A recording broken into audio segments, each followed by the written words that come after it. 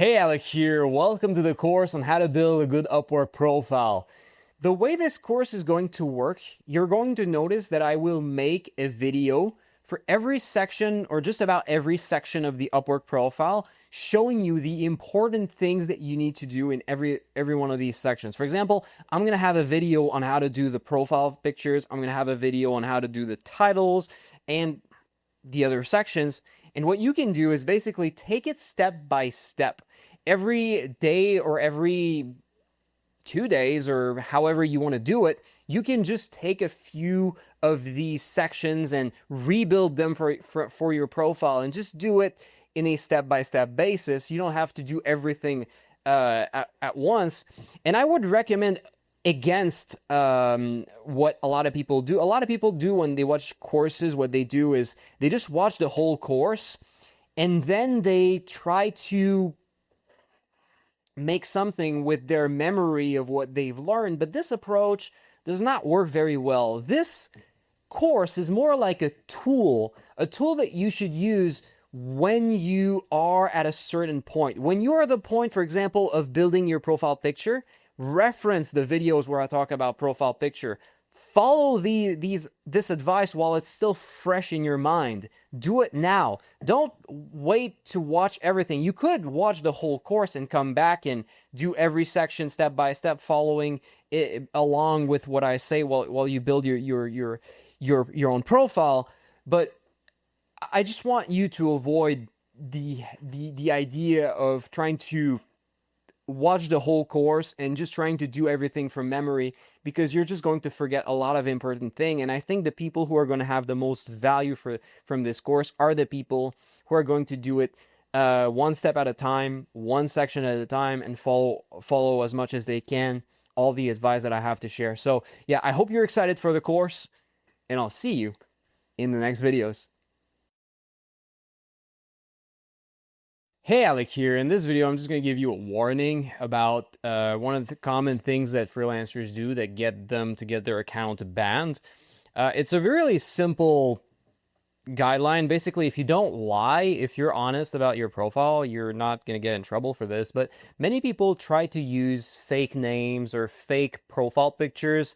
And what happens is that if Upwork finds out, you're going to get your account banned. I understand a lot of people don't want to share their face or their real name on the internet, but if it can reassure you, Upwork is one of the safest freelancing platforms online, and it really matters to them. And if you don't want to get your account banned, you have to use your real picture and your real name. Also, you don't want to be lying about your experience on Upwork, and you don't want to pretend that you have done work that you haven't actually done. If you get caught trying to pretend that you have built maybe a website or a project and maybe use it on your portfolio or sell it to a client, and you haven't really done the work, you just basically bought it or stolen it from someone else, well, you can get your account banned for that. I'm not going to talk much about selling, templates or things like that you didn't build to client. That's sort of another thing. But for profiles, just be honest with your portfolio. Don't try to use someone else's portfolio and use it as your own. If you get caught, you're going to get your account banned. In this video, I'm going to talk about how to stand out on Upwork. The reason you want to stand out is because clients have so many options when choosing freelancers. It doesn't matter whether or not they're looking for freelancers in search, or they're looking at all the proposals they receive, or if they are looking at all the profiles that they get recommended by Upwork when they're creating job posts, or looking at projects and project catalog. Clients always have a lot of options on Upwork. So why should they choose you when they have all these other options? And in this video, I'm going to share with you strategies, actual strategies that are easy to apply that allow you to actually stand out. So the main thing that you need to consider is the fact that you have to stand for something. You have to identify with a quality, a benefit that the clients are looking for, and you try to communicate the fact that you stand out in regards to that benefit or quality, okay? It's a bit more complicated and nuanced than that, but for now, let's start with that. So essentially, the main thing you need to understand is that you cannot stand for everything. If you try to say, I'm the best, and you try to make a list of all the reasons why you're the best, that's not really how clients make their decision about hiring someone. People qualify people as the best for them. There's no objective best. People are like, okay, this person is the best for me because he has that specific thing that I'm looking for, and that's his specialty. No one's like, okay, this guy is objectively the best, so I'm gonna hire this person. People actually look for specific qualities, and they choose the people who seem like the best for these specific qualities. So what you need to do is you pick some qualities that matter to people and position yourself as the best for these qualities, for these benefits. So what happens is that you're not going to attract every client. No one does. But what happens is that the clients who are specifically looking for these benefits, these qualities, the clients who value these things more than every other thing are going to see your profile. And if you focus on these things and focus on selling yourself as the best person in that category, what happens is that you stand out for them and they decide to choose you. If you try to stand out for too many things, your profile is going to be too generic, and there's not going to be much on your profile that's actually going to sell the clients on what they actually value. So you can't stand for everything. You have to pick. You have to pick, I recommend, two things. I'm going to give you some example, okay? Some people stand out on price. Some people stand out because they say they're the most performant. Some people stand out because of speed. They stand out because they claim and demonstrate that they're able to respond fast and deliver the products fast. That's some things that clients care about. There's also some people that stand out because they just look nice.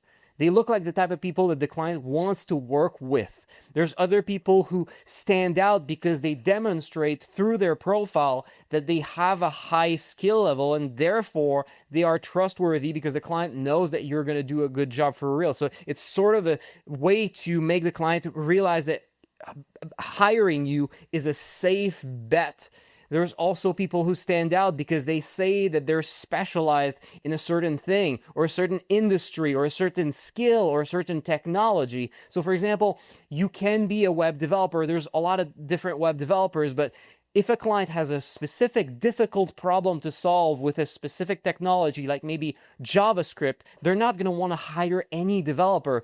Maybe there's a developer somewhere who is overall the most skilled, but for that client, it doesn't matter. What they're looking for is the best developer with that technology, the best developer. I think I said JavaScript, so let's say I said JavaScript. So they're looking for someone to solve a difficult JavaScript problem. If you position yourself as the expert, the best in JavaScript, they're going to pick you for that because you're going to be the most valuable for what they value at that time.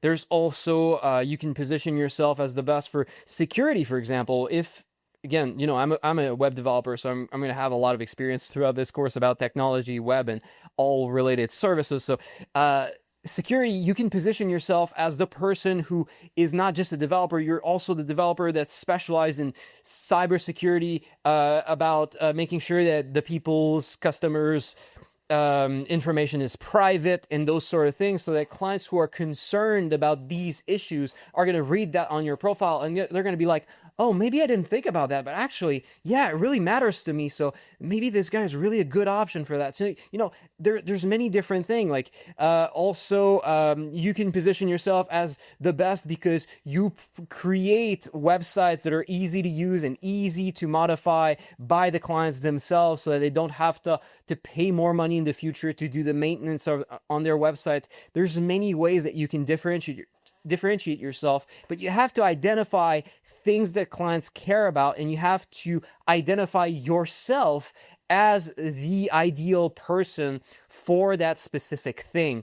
And if you do that, you will stand out among the majority of people. However, you will not stand out among the people who stand out. And so at that point, you're going to realize if you do focus on one thing, you're not going to get necessarily that many. You're going to get more jobs than if you stand for nothing, but you're still not going to be at the top echelon.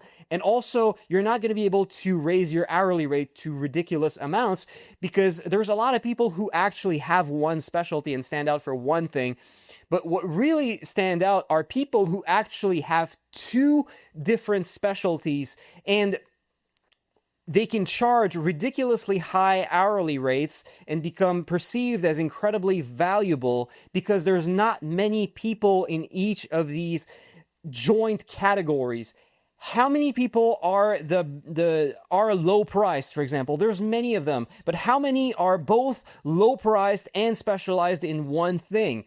Well, maybe like specialized in cybersecurity and like top expert in cybersecurity. There's not that many. So getting jobs for these people can be a lot more easy and they can be perceived as much more valuable. But I don't recommend competing on price because if you compete on price, what happens is that it's hard to raise your price, right? Because it goes against your specialty and the reason why people want to hire you. So let's choose something different. So maybe you are both the person who focuses on delivering your services very quickly, and you're also the person who is the best in, let's say, cybersecurity. So if the clients who are looking for someone who can deliver a website that is incredibly secure, for example, again, web development examples, I'm sorry about that, I'm a web developer, a client who really needs a website that's really secure, but also needs that website to be delivered really fast, how many people can they hire that actually work really quickly and are also experts in cybersecurity? Like, there's so few of these people, but again, there's many people who are generalists. There's many people who are also experts in just speed and also experts in just cybersecurity. But the joint category of experts focused on both is really a small category, and that's where you can position yourself as someone who stands out even among the people who stand out. And because of your rare nature as someone who has these double specialties, because of how rare you are, especially in your own category, and by your own category, I mean the specific category that mixes, that includes the people who are experts in the two specific benefits that you identify yourself as the best solution to provide. That category where you're in, once you've chosen your two specializations, there's so few people there that you can start being incredibly valuable, and you can start increasing your hourly rates to sometimes double what other people charge on average in Upwork. You're going to notice on Upwork there's a weird disparity in income. The income distribution is weird. What happens is there's many people who charge like around $10 an hour, and then there's less and less people as hourly rates go up, and you can notice that in many jobs if you look on Upwork on the charts, if they're still in the sidebar. When you're watching this video, maybe you're going to be a time traveler from the future, and maybe they remove that functionality. But as of right now of the filming, I can see when I search for freelancers on Upwork the distribution of income for every skill set. And what happens is that, as income increases, the amount of people for each level of income becomes lower and lower. But what happens is that, strangely, if you look at the category of people who make over $100 an hour, the distribution actually raises drastically, and there's a huge distribution of people making huge amounts of money. Like in many jobs, like maybe there's almost no one making $70, $80, $90, but in the 100+ hour range, there's a ton of people, not necessarily as many as like in the $20 range, $30 range, or $10 range, but still a lot more than you'd expect in the high hourly rates that are less than that. And the reason for that is that you don't go linearly from 10 to 20 to 30 to 40 to 60 all the way up to 120 to like 400. Actually, there's a big leap that happens when you go from being an expert in one thing to an expert in two things, where now it's not just a linear change, it's a qualitative change. You're completely changing what category you are in. So before you do your profile, it's really important to figure out, if you want to know what you're going to say in your profile, you have to know what you are trying to sell. And the way that you know what you need to be trying to sell is by figuring out the two things that you want to stand out for.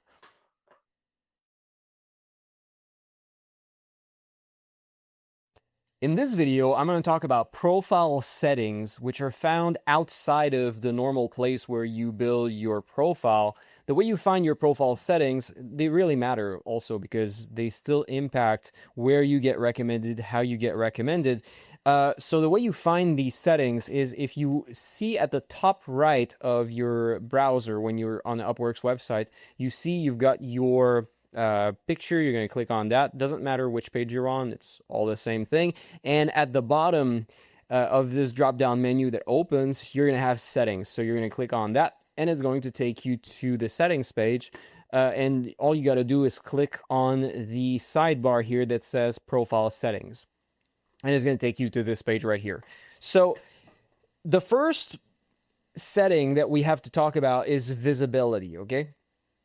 So visibility, if you set yourself, you got to make sure that you're at least public or only Upwork users. So what happens is if you choose private as visibility option, you're not going to get recommended by Upwork, and you are not going to appear in search results when clients search for freelancers. You're basically only going to appear if you apply to a job, and maybe that limits your opportunities for finding work on Upwork. So if you want to maximize your chances of getting jobs, especially high-paying jobs, since, as I said earlier, like the highest paying clients with the highest budgets, enterprise clients, typically work with invite only. If you're private, you're not going to have access to invite only jobs. So I recommend using either public or only Upwork users. Personally, I think public is best, but some people are concerned with privacy. I don't think they should, but some people are and prefer to only use Upwork users. The reason I like public is that sometimes people browse Upwork before they create their client account, and they look for freelancers' profiles, and they may find your profile and be like, oh, this guy looks cool. And so they create their profile and they remember your name or something and they try to type it in search. And if you're only Upwork users, these people are not going to find you. Or sometimes people browse Upwork without being connected to their profile. And I feel like being discoverable in these situations is kind of cool. So I prefer using public. This is sort of a sample account that I use for this course and other purposes for my YouTube videos. So it's not a real profile, so I'll set it to private. But for yourself, I recommend you use public or only Upwork users if you're not comfortable with public. Then you have project preferences. This does not affect how you get recommended, where you get recommended, but basically you can let your clients know that you're interested more in long-term projects or short-term projects or both. It appears on your profile. And it's typically recommended to choose either long-term projects or short-term projects, not both. And the reason for that is that it's more specific. So if a client is specifically looking for someone, especially for long-term projects, and they see that you're interested in both short-term and long-term, there's the worry that maybe you're going to also take a lot of short-term projects simultaneously, so deliverability might not be as interesting. But if you're just saying that you're only interested in long-term projects, that means that for people who want you to be focused on just them or just them and very few other people for a long period of time, you appear more valuable for them. So if you're interested in that, I would choose long-term projects only. And earnings privacy, you can keep your earnings private if you subscribe to Upwork Freelancer Plus membership. The only reason you want to do that would be if you have been on Upwork for a long time and you have found a lot of jobs early in your career by lowering your price to ridiculously low amounts. And what happens is that clients are going to find your profile and they're going to be like, oh, but you already did a project like this before for a lot less money. Why can't you do this project for me for the same amount of money? And it's a hard conversation, and it's hard to justify why your price has maybe doubled or tripled in the last couple of months, and hard to uh, justify that well, it's easy to justify that you have had a low hourly rate for you to be able to find jobs easily in the beginning, but it's hard to justify the sudden increase that might be very high up to normal average hourly rates in your category, even above average if you switch to above average. So it might be interesting in those situations, but I would recommend you wait before you start getting a lot of clients pushing that button and trying to get you to do the jobs for lower, or questioning you about that before you decide to pay for Freelancer Plus to get that, because Freelancer Plus is not necessarily that much worth it. It gives you a few connects, but just buying connects separately can be a better option. The only real benefit for Freelancer Plus that I feel is worth paying for is that it allows you to see how much other people are offering for these jobs, so that you can see like what's the average bid that's done, how to position yourself when it comes to pricing.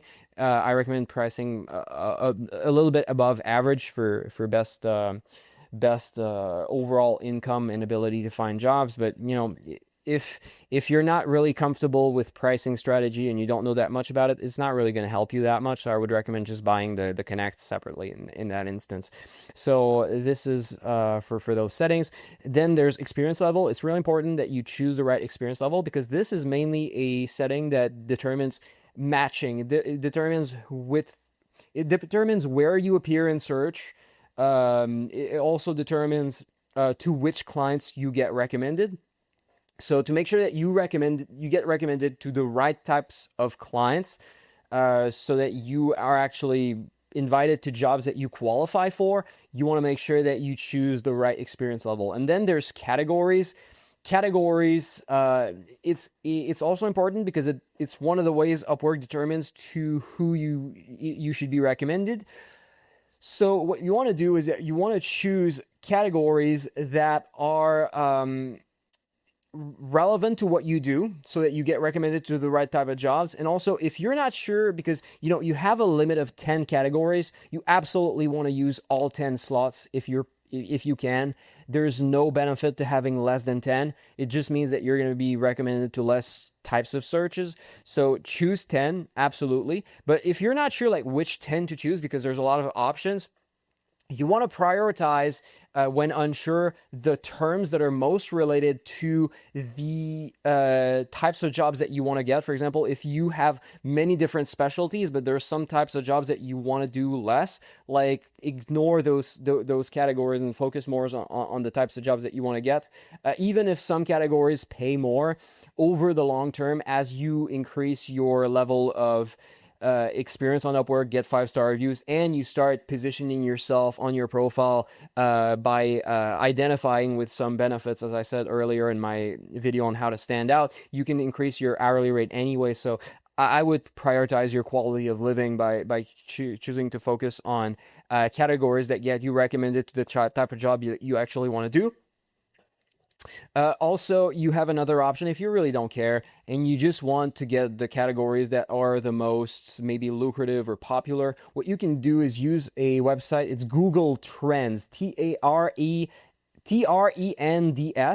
So what you can do is you can compare different keywords to see how much they are searched, to see like how popular they are. It's really easy to use. So for example, let's search for different keywords. For example, maybe you're wondering if you should choose between the programming language of PHP and the programming language of JavaScript. For some reason, you're not sure which one you should choose because you've already chosen the couple of most important categories, and you're at the point where you only have 1 or 2 slots left, and you're choosing between the couple of categories that might fit you. So maybe you're choosing between whether or not you should include like PHP or JavaScript or maybe WordPress. These are all technologies for building websites.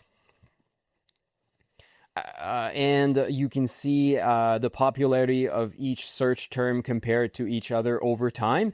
And so in that instance, for example, we can see that there's more search for PHP on average than for JavaScript or WordPress. So you can see that this might be a better option for popularity and amount of jobs than the other options, for example. So it's one of the things you can do. You can just look at all the categories and just enter the names of the categories or just one word in these names to estimate this sort of thing.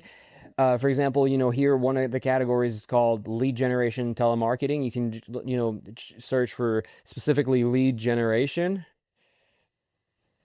You can choose also like telemarketing and, enter all of these different keywords to do your best to try to guess which ones are most popular.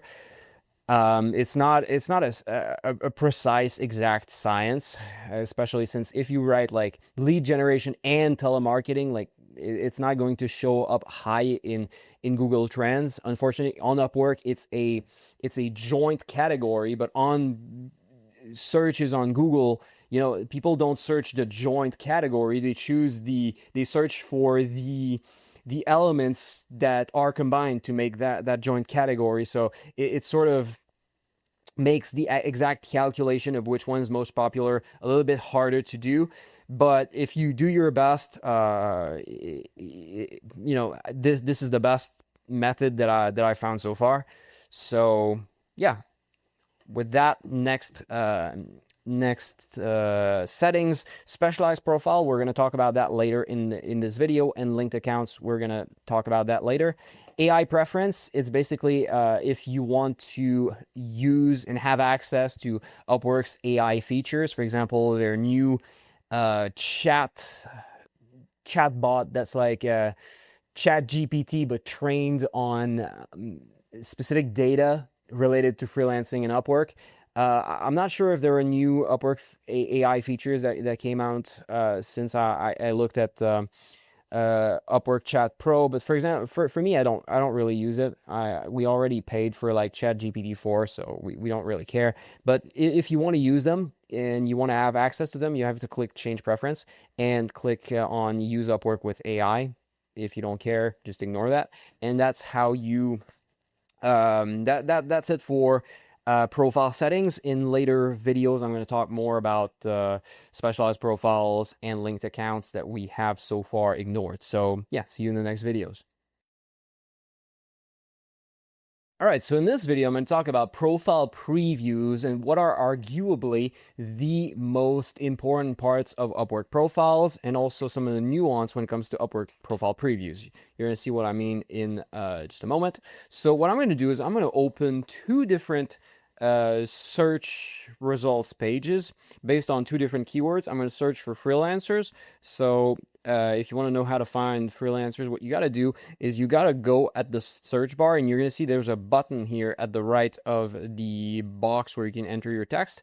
If you click on it, it opens a drop-down menu. You just click on talent. This way you're going to search for freelancers instead of searching for jobs or projects. So yeah, both of my pages are set to searching for talent. So the first one, I'm going to search for web developer.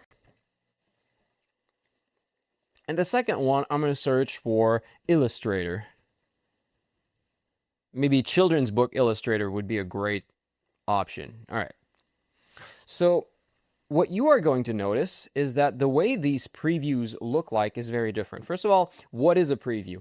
This is a preview. This box right here where you can see a limited version of what a Upwork profile is what the preview is. For example, if we look at Darren's full profile, if we open it in a new window, you're going to notice there's a lot more sections than just what you see here about Darren in the preview. So what you can see here is that, yes, there's a lot of things that don't appear in his preview. There's not his portfolio in his preview. There's not testimonials, previous work, and all that sort of thing. The preview just shows a few different things. And the preview really matters because if the things in your preview don't make you stand out, people will not click on your profile, or not a lot of people will click on your profile, and so you're not going to get a lot of jobs. Even if you followed the advice I had earlier about how to pick the categories you want to stand out in, even if you have a good profile and it's well written and you do all your best to create a profile that stands out in these categories, the fact is, if clients don't spend the time to actually read your profile and look at it in depth, they're not going to spend enough of their attention and time to get to the point where they reach the understanding that you are the best freelancer to provide these things, because they're going to have clicked on someone else before they have had time to actually read it. So what you want to have is not just a good profile that conveys these things, but also a good profile that has a good first impression based on what clients see in the preview. So what's in the preview? You can see there's the early part of your overview. There's also mainly your profile picture, your badge, your job title, and your hourly rate, job success, amount earned. So that's basically your preview. There's some things in there that you can't control. Badges, we don't have complete control over that. Job success score, I mean, you have some limited control, but you can't completely control it. It's not really a part of your profile building. But hourly rate, the skills, the start of your profile overview, which is your text, the bio, the main text of your profile, and the profile picture, are all things that we're going to work on in the rest of this course. But one thing I want to show you before we move on to specifically like what to do in each section and the things you need to know about how to build good sections for each section of your Upwork profile, is that profile previews appear differently based on what field of work you are in. For example, we looked for web developers, and if we look at children's book illustrators, we can see that actually a portfolio item appears at the left of the information in the rest of the preview, and less words end up appearing in the profile preview from the top of your profile overview, which is your bio. Then if we look at this larger box of text right here for a web developer. So you have to keep that in mind when you are creating your profile. If you are an illustrator or doing some visual things, you have to take into account the fact that you have to have a portfolio item, and make sure that your first portfolio item, which is the one that appears here, is a portfolio item that gives a good first impression of yourself to maximize the clicks you get on your profile. And also be wary about just looking on Google to see like how many characters you can type in your overview that will appear in your preview, because it depends on what kind of job you have, and I think it also depends on what's the device that people use Upwork to find you. So yeah. In this video, I'm going to talk about your profile picture. There's many different types of profile pictures, of styles that work, but what's going to work for you is different from what's going to work for another freelancer in a different category, different industry, different skill set. You have to consider not just what, styles that work depend on industry, and the standards depend on your category on Upwork. I'm going to show you some examples. For example, here you can see I search for programmers. By the way, all of these searches are made with the same filters. I only want to see people who have billed at least 100 hours in the last 6 months. So it's only people who are active, and also people who have an hourly rate between $30 and $100 and plus. That means that we only see freelancers who earn a decent amount of money, and also we only see freelancers who have at least have found at least a couple of projects. So we're sort of filtering out all the freelancers who have high hourly rates, but they have never found jobs or struggle to find jobs and that sort of thing. So we're only seeing freelancers who are doing rather well. So we're only going to see examples of what can work.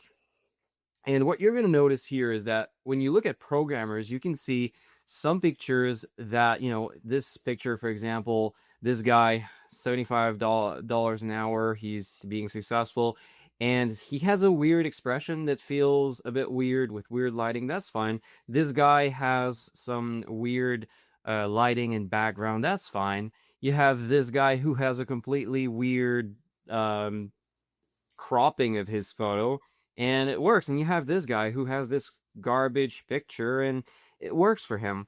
But if you look at other categories, for example, if we look at graphic designers, we're going to notice that a lot of them have much more visually appealing pictures. Not all of them, but you don't see things that are as degenerate as what you see here, here being successful in that sort of in that sort of category. There's different standards based on different categories. And also what you might notice is, you see a lot of really good professional pictures that have great lighting, great resolution, great backgrounds. This one has some lighting effects that looks absolutely amazing, and you don't necessarily see that in programmers. They don't necessarily need to have that to be to stand out or be successful. In fact, I don't think any category absolutely needs pictures that are as good as, let's say, the one that Oksana here has. Also, you might notice, for example, that in other fields like accountants, a lot of them have more professional looking hairstyles,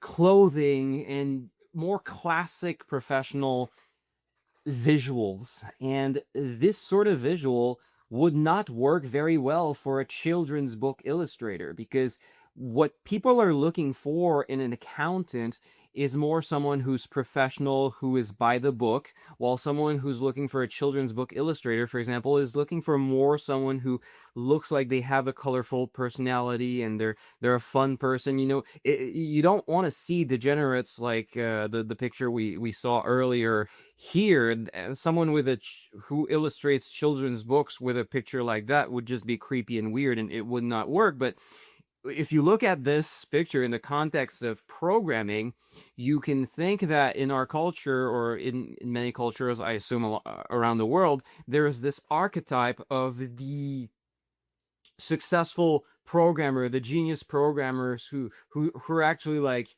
really bad socially. Like they don't dress well, they don't look good, they're not good socially, but they're really good programmers. So this sort of archetype is in the collective mind of our times.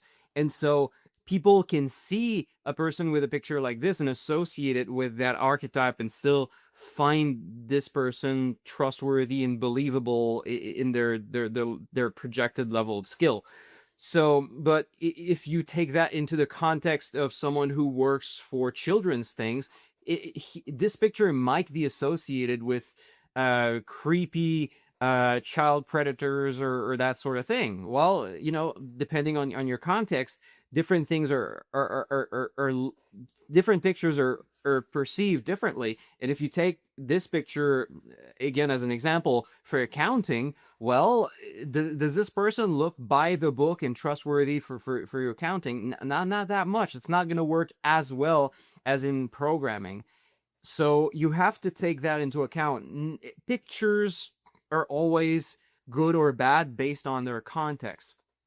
You also have to understand that, well, I'm going to go into the different general styles that tend to work across different categories. There's different styles of pictures that are found over and over in the successful profiles of Freelancer across all categories. I'm going to share that with you, but what I want you to think about is that when you're going to try to think about how you're going to build your own profile picture, these styles I'm about to share with you are good theory that you can use to build better pictures. However, you need to adapt and adjust what you do and make sure that it fits with what is expected of a quality freelancer in your specific industry, in your specific niche. For example, I'm going to share with you three different styles, and I'm going to give you examples of all of them.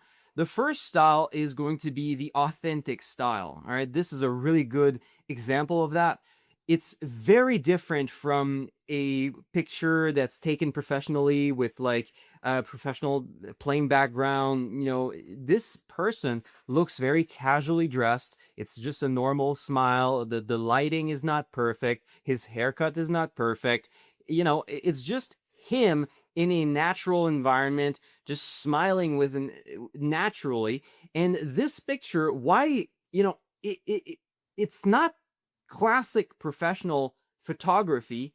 However, it's still a style that works, because what this sort of style creates trust and likability. This guy, you look at his picture, he just looks like a normal guy that just looks like a nice guy. You sort of want to talk to him. You sort of want to work with him. He looks like a nice guy. Well, I'm going to keep going through the list and make sure I don't forget anything about this style.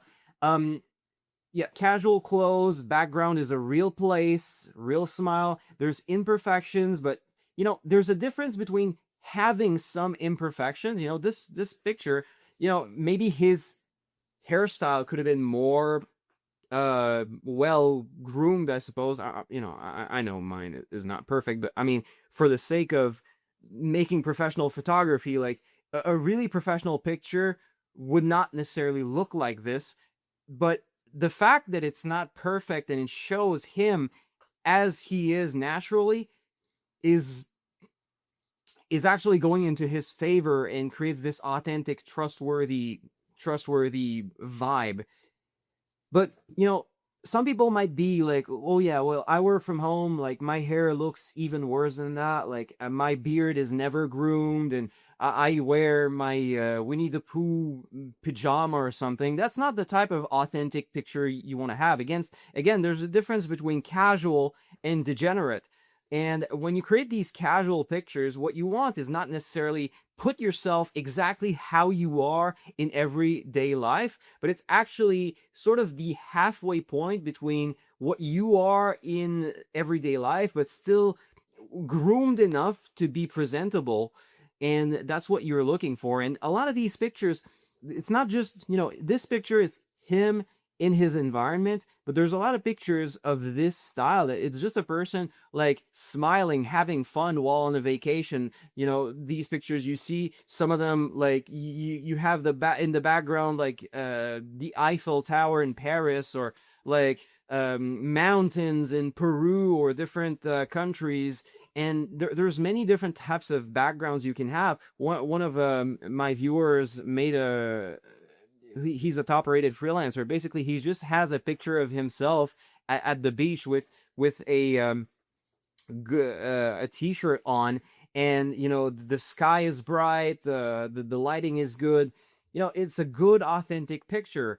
There's many different backgrounds you can have, and I'm going to talk about mixing and matching later, but next style is going to be the classic professional style. A lot of freelancers use this. It's exactly what you can expect to see in accounting. Like, for example, this is a version of the classic professional style, generally black and white clothes, this sort of shirt, or shirts with the extra like black vest, classic.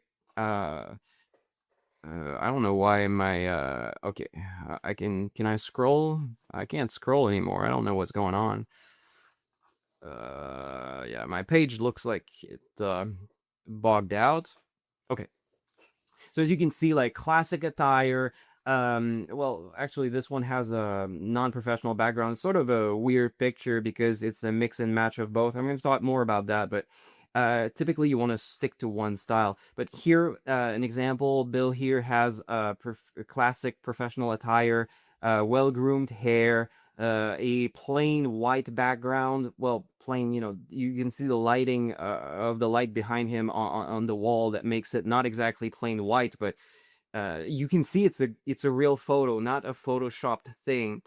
And that's one of the styles as well that works well depending on your, well, it works well in most categories, but you know, in some categories like a children's book illustrator, it's not necessarily what you were looking for. So classic style is attracts clients generally who are looking for someone who's by the book and who is trustworthy to to act the way you'd expect a professional to act.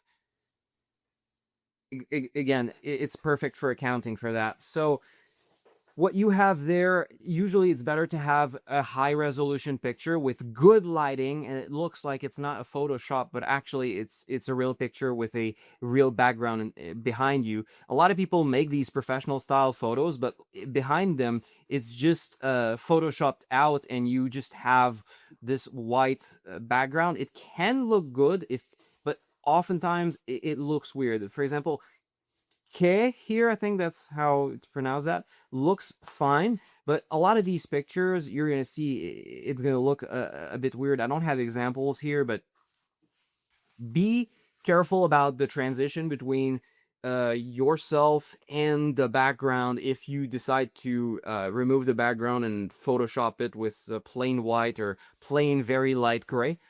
The next style is going to be the New Professional. New Professional is the name that I use for it. Basically, it's a picture that's clearly been taken with an attempt to create something professional looking, but that does not have the classic style. You know, it doesn't have the classic dressing the professionals use. It actually has casual dressing. For example, here's a good example. This is Deo, I think. I'm sorry if I pronounced that badly. It's one of my viewers. This is a great picture that has a plain colored background, usually yellow or orangey, and you see the picture. It's a great picture with a strong smile, maybe forced a little bit. It's not an authentic smile. I show you my personality type of smile. And it's a good picture with good lighting over a colored background. But one other difference between this and the classic professional style is that you have clothes that are not the classic professional clothes. They're actually good-looking clothes that are not casual.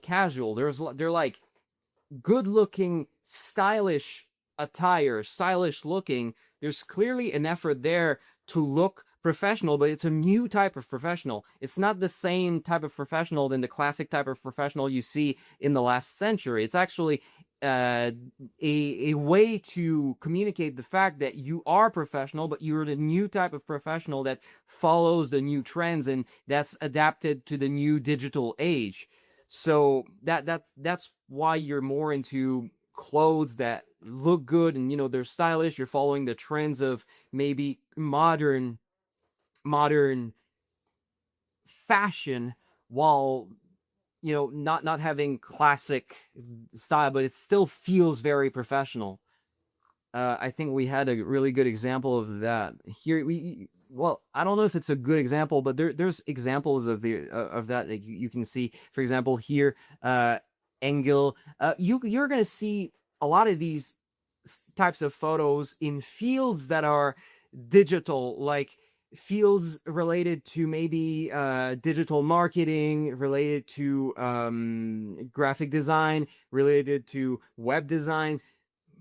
So it's a good thing for that. And I feel like, visually speaking, you expect a digital marketing professional to look more like this, like Deo here, than like a professional accountant would look like.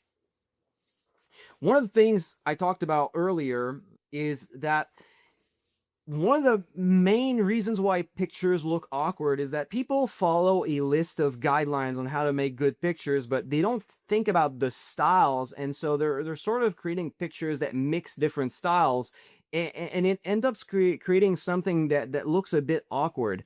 For example, I think it's going to be easy to find examples of that.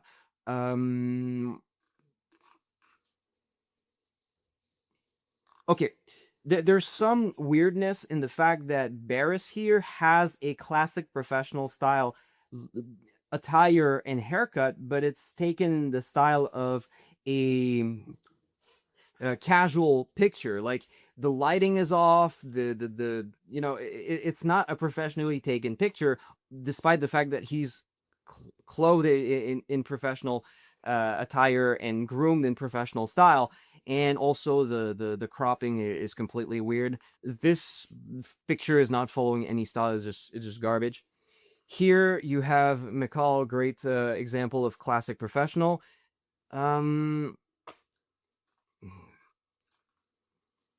You have Carlos here that clearly is a casual style picture, casual, authentic, but the classic professional background makes it seem a bit weird and sort of forced, and it gives a very different feel than, for example, what we saw in, I think Shazari is how you pronounce that. I really don't know. I apologize if you watch this. It just looks so much more trustworthy and natural and likable when you have these natural pictures in a natural environment than when you're trying to force that on a classic style background. And I understand, like, the reason he probably chose this background is that Upwork says that you should have a plain light background, and he probably just looked at videos or blog posts or whatever, and that's what they recommend. So he was trying to just follow the process, but it doesn't really work well with authentic type pictures. Like, look at this beautiful picture from Susan. Like, it's just her with a natural smile. The lighting is not perfect. It's outside, but it's a good picture that makes this person seem like a likable person. Same thing with Dennis. It's an amazing picture, even despite the fact that the background is not a plain white background like Upwork recommends. It's just what the style asks of you. And yeah, let's go into accountants. I'm curious if we're gonna see. This picture is a weird amalgamation of styles. It looks like it has some sort of expression that's classic professional, but at the same time, the background is not classic professional, the clothing is not classic professional, and the lighting is a bit unprofessional. So I think this person would have had a better picture if they had taken a less classic cropping, and also if they had had a more natural looking smile based on their background attire and overall feel, and also their equipment, because they don't seem to have professional equipment, or they're not using it very well.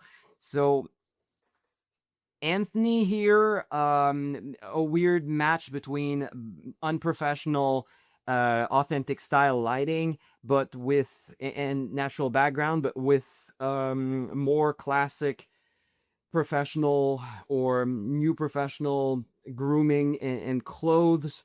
It sort of feels like a weird match. Like, it's halfway between professional and it's halfway between all the styles. Assad here, it looks weird to have this natural background with someone who's clearly so classic professional style. Bill has a fine picture. Abdul, this is an interesting photo. I actually like this one. It looks very professional, even though it's a mix between different styles. I would say it's actually a different style, in the sense that he's taking that in sort of a library, so it's sort of professional pictures designed to showcase the best of you in an environment that represents you, in a sense. The professional look and everything, it's a really good picture. It's not one of the standards that you can see often, but it just showcases the fact that you don't have to follow exactly one of these styles to have a professional looking picture. Although most of the professionals you're going to see that are successful are using one of these three styles or a weird combination of them. So Kieran, this is one of the things you can see. Most classic professional pictures do have a plain white background, but a lot of them are taken in environments like these. Some of them are taken like in front of buildings, you know, in streets, or like this is a good example. It's still a good looking picture, and I think it would look very well for a digital marketer or something like that. Especially if he had some sort of just black t-shirt and maybe muscles, and a good example. You've probably seen pictures like this before. Let's try to see other mixes. Yeah, this one problematic because the lighting doesn't feel very professional, even though the style is very classic professional. Everything's good except the lighting. That looks a bit weird. Maybe he should hire a professional Photoshop artist, but maybe not. Actually, he looks like he's successful, and that's one of the things. Also, you know, you got to realize that you can be successful despite the fact that you're not perfect in everything. You don't have to be perfect in everything you do. Yeah. Let's see if we can find other pictures that look awkward because it's a mix of several. This picture is sort of weird. It has a angle that feels like it should be an authentic smile photo, but because of the lighting that's sort of too professional, it makes it seem like a weird and awkward photo. All right. I don't know if I'm just gonna look at all of them, but I feel like you probably have enough by now to understand like the basics of this. Next, I want to talk about what is recommended for the framing of the picture, the cropping of the photo. What is recommended is that you can see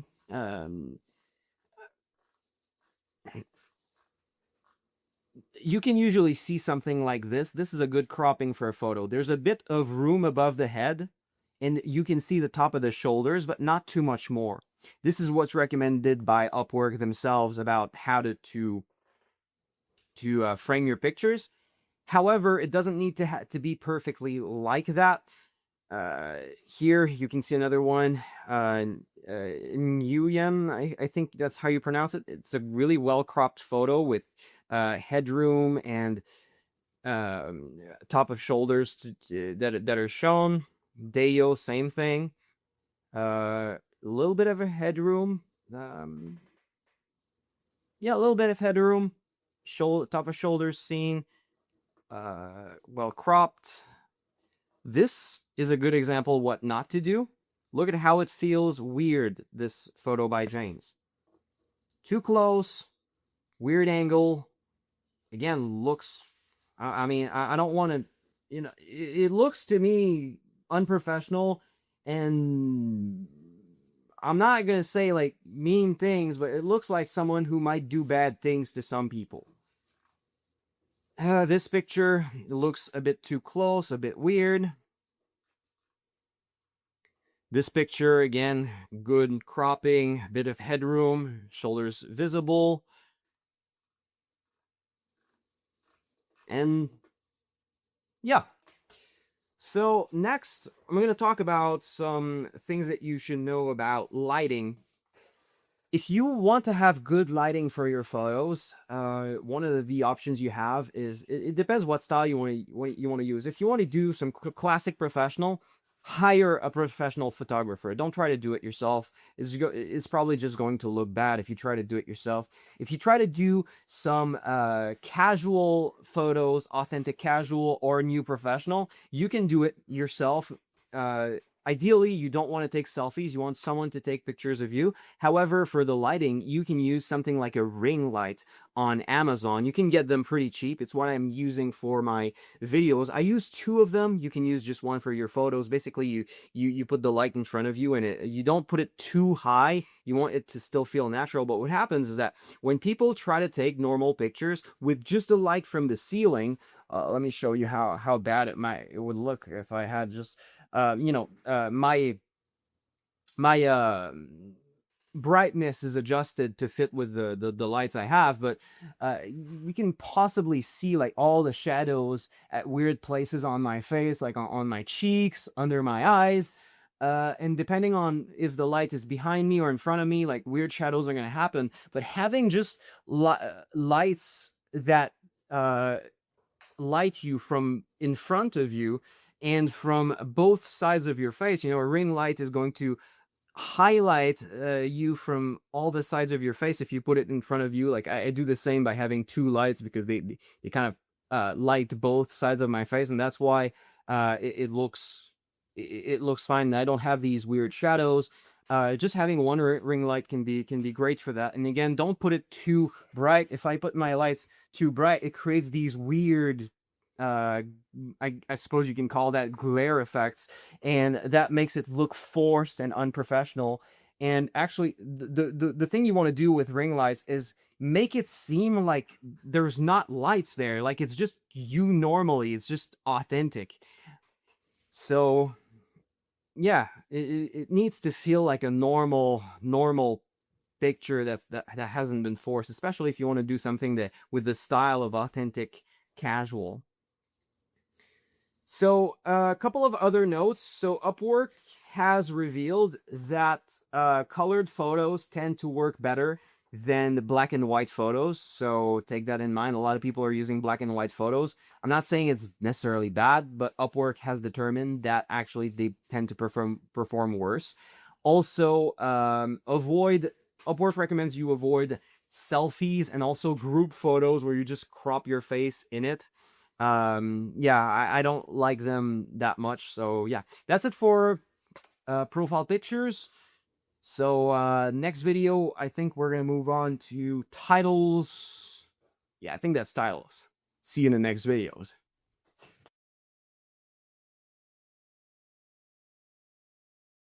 One thing I forgot to talk about in my video on Upwork profiles is that you have an option that's this website, PhotoFeeler, that you can use to see if your pictures you take are good, and also to compare your pictures to see which one is the best. Honestly, I'm so bad at figuring out which of my pictures are the best. When I tried to build Tinder profiles or any types of online profiles, I mean, I always thought that my best pictures were pictures that my friends actually told me were bad, and the pictures that they told me were good were actually pictures I thought were average or not that good. It's weird, but I feel like um, we always see ourselves in a different way than other people do.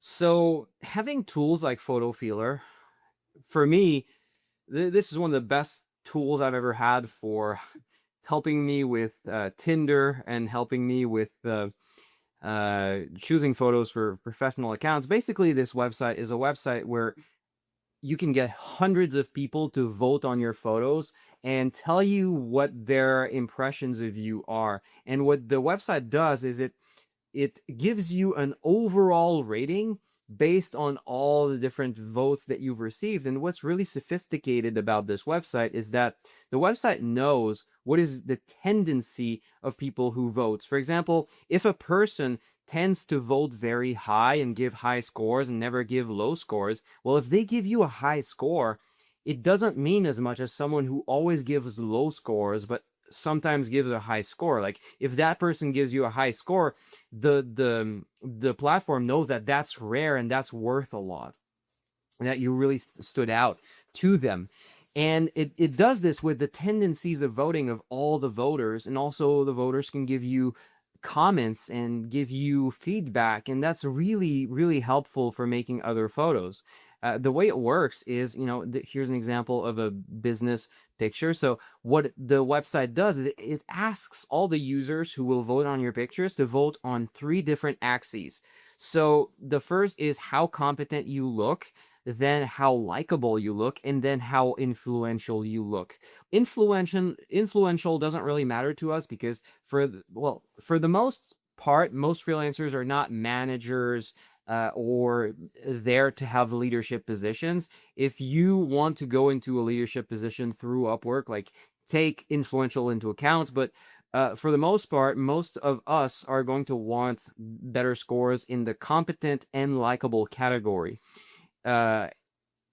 Especially likable if you're using the authentic style, the authentic casual style. But for the other styles, classic professional and new professional, you're going to want to score well in both competent and likable. But in classic professional, it's hard to have a really high score in likable. But it needs to be at least an 8, but competent, it needs to be pretty high. So yeah, like the authentic style is more like you need a really high score in likable and at least an 8 in competent. For classic professional, it's the opposite. You need at least an 8 in likable and really high score in competent. I would say high score is at least like 9.1.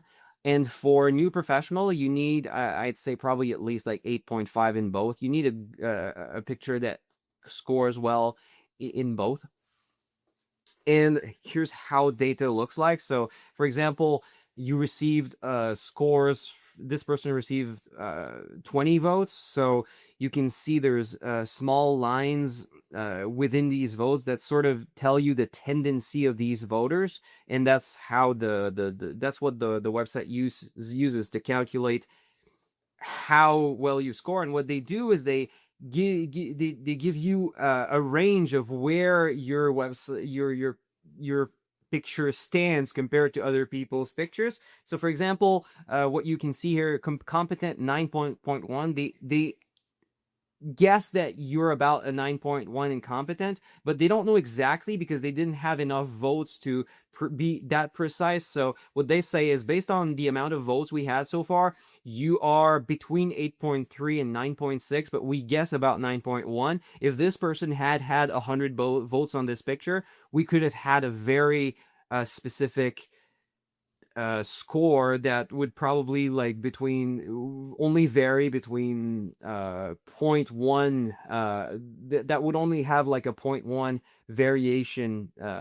So yeah, it would be a lot more precise. That's why I recommend having like about 100 or 50 people at least like vote on your picture to really have a narrow confidence interval. And also, as I said, you get notes from some people on how to improve in the future.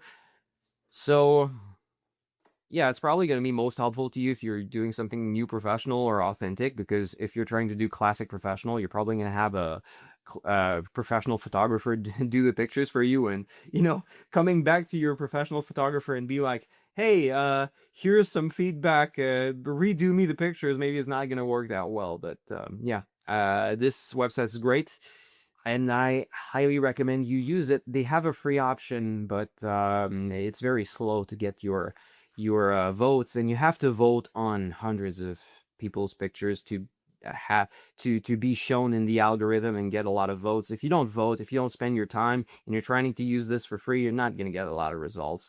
So you either have to pay with your time, and it takes a lot of time to get enough credits to get like 100 votes, but you can also pay, and it's very cheap to get the information you need. I think if you have a budget of around like $200, you're probably going to have enough to test a bunch of photos and see which ones are good, and really have a good feeling for whether or not your pictures are good and which of your pictures are the best. But you can possibly get away with like $20 or $30.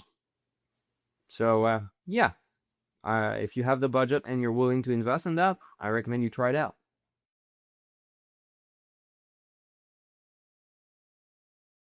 So in this video, we're going to talk about titles, which is basically this thing right here.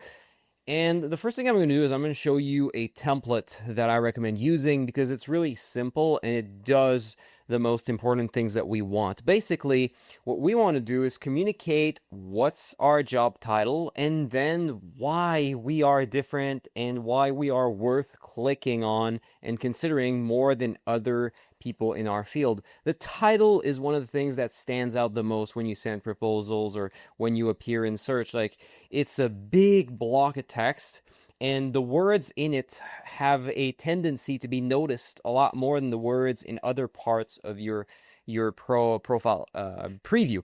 So having keywords that matter to what the clients are actually looking for is one of the best things to get more clicks, get more messages, and that sort of thing. So the formula I recommend is you start by a job title, and the way you choose that is by determining what clients tend to search for in search. Like if you are a front-end developer, and that's what clients search for, that's the name of your job, you write front-end developer. You don't write computer ninja or something weird that people don't search for. Like you could do that and could help you stand out somewhat, but for appearing in search results and getting recommended to clients, it's actually going to hurt you a lot. It's much better to focus on using the normal terms that people use. And once you have that, what I recommend doing is you add a vertical line. If you don't know how to do them, like these lines that have a small angle, you can use that as well. A lot of freelancers use that. It's still professional looking. It doesn't really matter.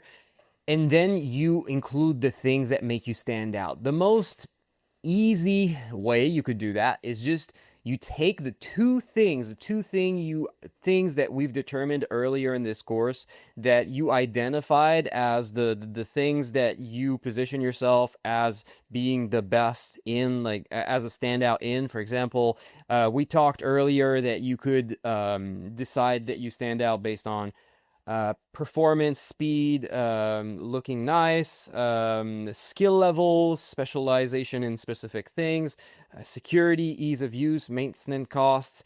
There's many things that you can focus on, and depending on your niche, clients are going to focus and want different things. But the easiest way to build your title is basically to write them both in a sequence. For example, I've got 3 examples here. Backend developer, which are basically developers who work with the structure, the code behind the scenes that make the whole website work, the server side things, the things that you don't see but that make the whole website and applications run. This backend developer could specialize, for example, in the fact that, could identify themselves as a better option based on the fact that they offer more safety and security in their websites or applications, depending on what you do. You write whatever is most representative of what you do. And then JavaScript experts. So again, if a client wants a JavaScript expert, they're going to find this person more valuable than someone who hasn't written JavaScript or related terms in their title, or at least it gives a better first impression. And if a client is looking for safety and security, this person's going to stand out. And if a client is looking for both, the chance that this freelancer gets invited is much higher than if they were not identified. So most of your profile, you're going to try to convey the information that you stand out because you offer these 2 different specializations or benefits that we've identified, that I recommended you identify earlier.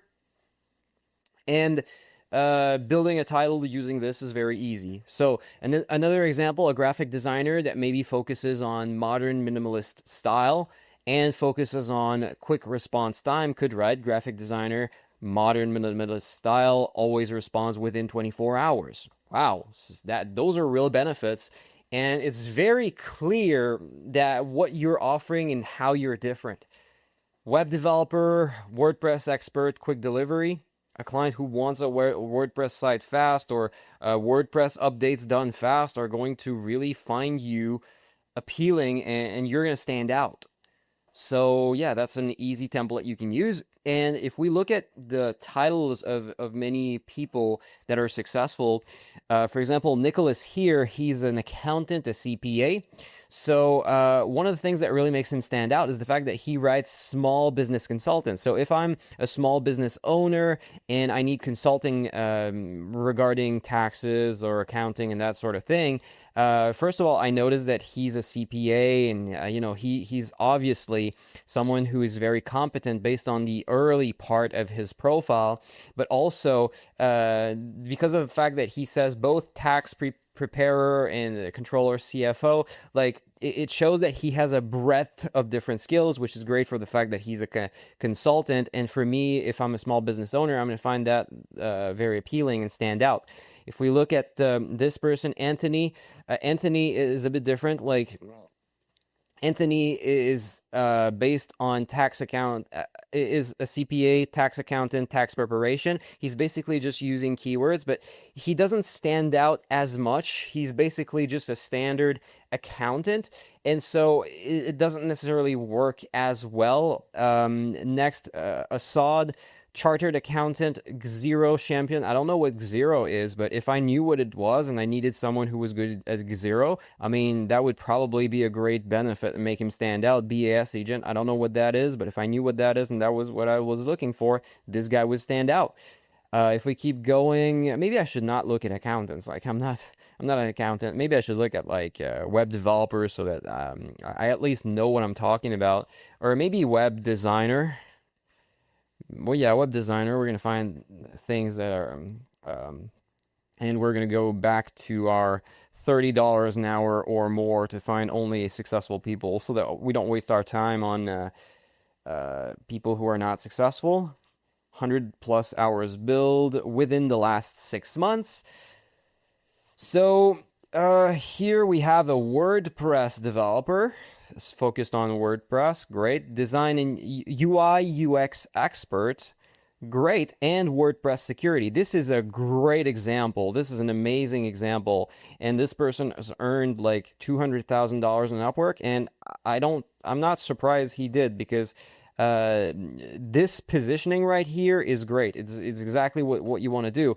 Like WordPress developer focused not just on security, but WordPress security. I'm tired of this pop-up. Upwork's website is is such a mess. It's a real fucking mess. All right. So, and also focused on design. So I know if I hire him, that he's going to do a good job with design, and also that the website's going to be secure. Man, that's a developer that stands out. Next, UI UX designer lead, web and app design. Well, I suppose the lead makes it seem like this person is more competent. And the fact that this person does both UI and UX, which are user interface and user experience, means that this person can do the project without needing too many other people working with them, which is a good thing. But it's less clear already than the benefits from the first person earlier, the one at the top right here. And also web and app design. This person basically might stand out because they can work on a variety of projects and they don't need to work with a UI or a UX designer because they can do all of it. So maybe they might stand out if I'm really looking for someone who will do the whole project by themselves. But like I'm not, it's not really as powerful of a standout title than the title earlier. I hope you can see what I mean by that. This person, UI UX designer specialist, helping companies grow through design. That's a catchy title, but how is that different from other UI UX designers? Basically, all he said is, I'm a UI UX designer and I'm good and I help people. Like that's basically implied in the fact that you are a professional. Like I'm not sure it's really a good title. Let's keep going. I'm tired of seeing UI UX designer. It's too, I suppose, complicated. It complicates the thing too much, I think. Let's go with web developer to see people who actually code websites. So web developer, again, we're gonna look at $30 an hour or more, 100 hours billed within the last 6 months. So again, we see Darren once again. He appears very high. One of the reasons for that is that his positioning is so good.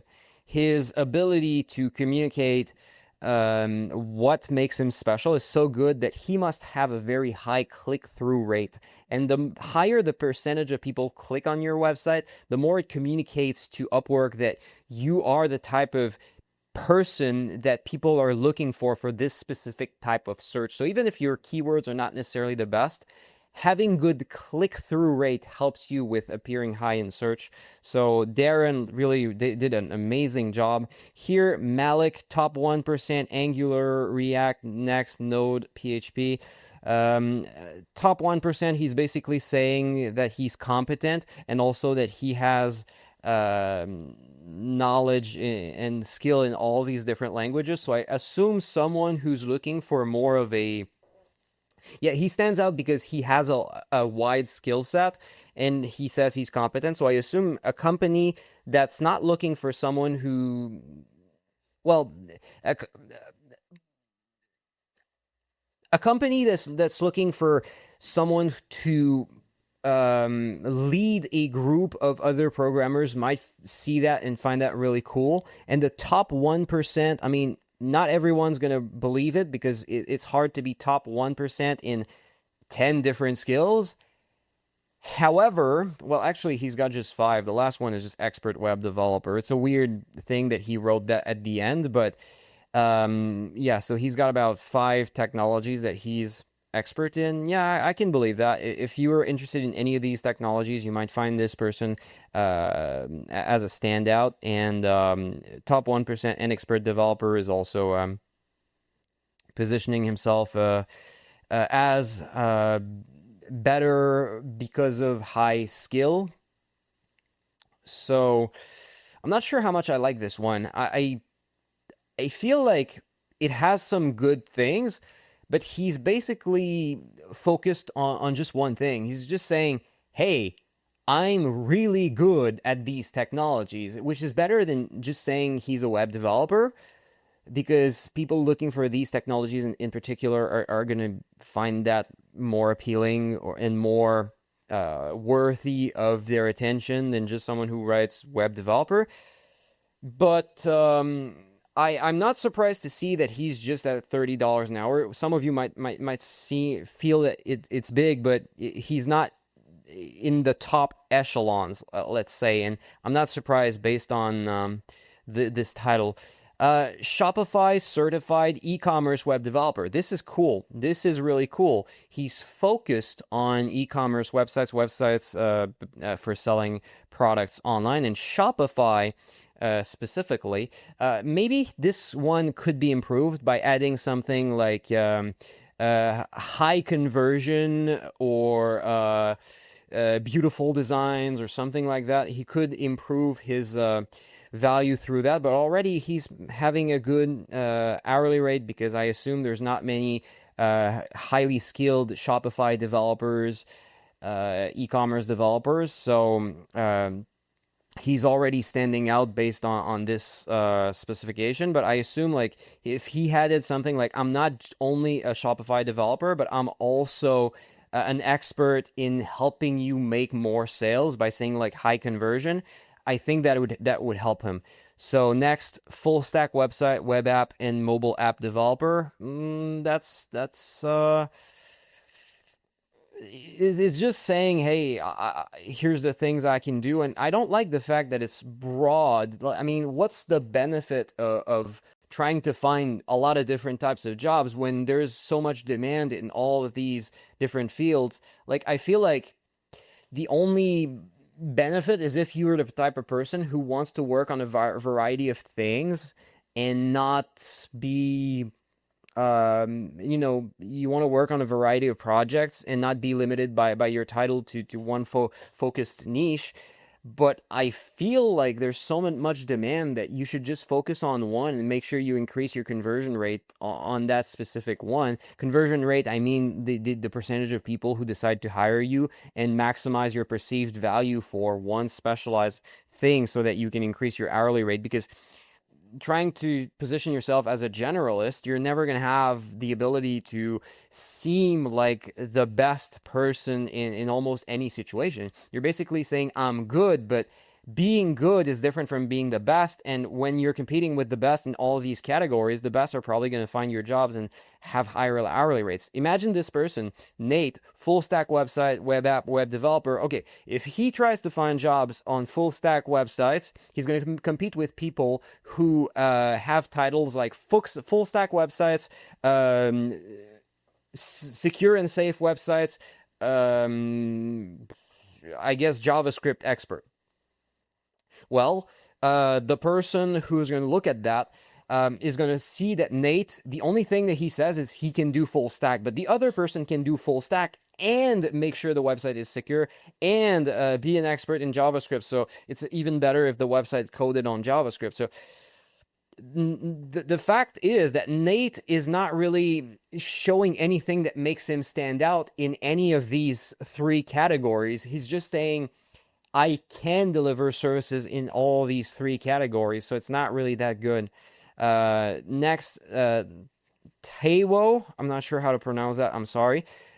Senior WordPress developer, WordPress, that's awesome. LearnDash, plugins and themes, great. Elementor, great. A lot of people need help with the Elementor plugin, so this person is a lot more specialized and a lot more appealing to the people looking for these specific things. Senior full stack web developer, expert vetted. Well, this person is not saying much, but he's saying that Upwork, he's basically conveying status symbols and symbols of and proofs of expertise, in a sense, social proof. So he's basically saying, hey, I'm an expert, and other people who are qualified have said that I'm an expert. So it is one thing that makes him stand out. Next, maybe we're gonna go into another category. We did accountant a bit. Children's books. Children's books. All right. So Lily here, I really like what she has there. Children's book illustrator, very specific. Children's book, not just illustrator. Formatter. So if the person needs help with the formatting, I mean, this person can stand out just by the fact that maybe the author of the book wants a book, but they need help with both formatting and the drawings. What happens is they might feel like, hey, I could hire one person, but there's Lily here that can fix all of my problems at once. So Lily stands out because of that. There's a reason based on what Lily is conveying why clients would consider her worth hiring just based on the title alone and character design. I mean, it's awesome, especially for books that are for clients who really care about character designs for their characters, which I assume is probably a lot of authors, especially for children's books. So, and with a great portfolio item, very emotional, this is just an amazing first impression that she gives, especially with the professional looking photo. I mean, I'm not surprised that this person is having success on Upwork. I mean, just the first impression already shows us what she specializes in, why she stands out, why you should hire her. She looks trustworthy, professional, and she has a good portfolio. I mean, we haven't looked at her profile, but just based on that, if I was looking for a children's book illustrator, I would already be very interested in her and almost ready to buy. So, yeah, when it comes to building your title is not necessarily your first impression, but it's one of the first things that clients look at to determine how qualified you are and how valuable you are. And value is not just, I'm an expert, I am better. No, it's, I am better for you because I am different because of this. Lily is not standing out because she says, I am an amazing children's book illustrator. I make amazing illustrations. No, she actually stands out because she says, I have this other thing that other people don't have, and I have this other thing that other people don't have.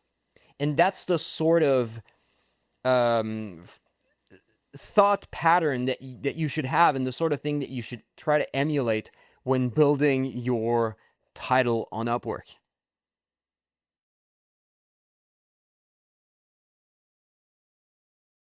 In this video, I'm going to talk about how to set your hourly rates. So the first thing I want to start with is that Upwork says something very important about hourly rates. What they say is that clients view rates as an indicator of experience level. So if you position yourself too cheap, you will not attract the best clients. I will rephrase this because I think what they associate it with is not experience level, it's actually skill level, and they associate experience level with skill level. And what they actually care about is skill level. So, but regardless of whether or not you think that clients associate price with experience or skill level or both, they do associate your price with the quality that you offer. And so you do indeed not attract client if you position yourself too cheap, the best clients, and you end up attracting cheap clients who are often very demanding and are going to try to squeeze the most work out of you for the least amount of money possible. That's why they're looking for cheap freelancers. They want the most value possible for the least amount of money, and they're not the types of clients you want to work with anyway. So I would say that the best thing you can do is to avoid basing your hourly rate on what you see on freelancers' profiles who are clearly offering less than what they are worth. And are trying to position themselves on price, because the clients you can get on price are not the best clients. They're not necessarily easier to get also. And yeah, so the method that I recommend using, this is actually very close to what Upwork recommends. So what you want to do is that you want to make a filtered search first and foremost about your job. For example, let's say you are a data scientist. So you write data scientist, you search for data scientists.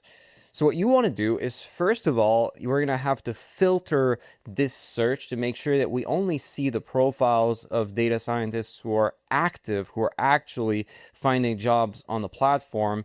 And also we're going to filter this out to make sure that we only look at those who are not undercutting themselves and competing on low price. So let's reload this. It doesn't look like it's working. That's annoying. That really is annoying.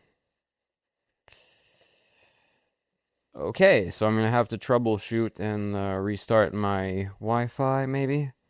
Looks like it's starting to load. Technical issues. All right, so we've got it.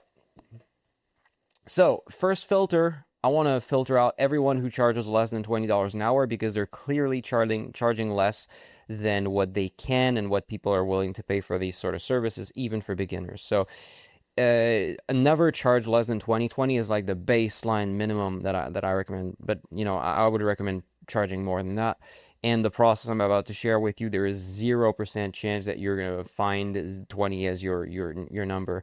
So next, we want to make sure that we filter out the people who are not active and are basically showcasing an hourly rate that is not really representative of what the types of jobs that they could get. So what we want to do is we want to filter out by looking at hours billed, and we want to filter and only keep the people who have billed at least 100 hours of work and done so within the last 6 months, so that we can get some recent data. So based on this, we're going to find profiles of a lot of freelancers. Now what you want to do is you want to filter out also based on, do we still have that? We had at some point some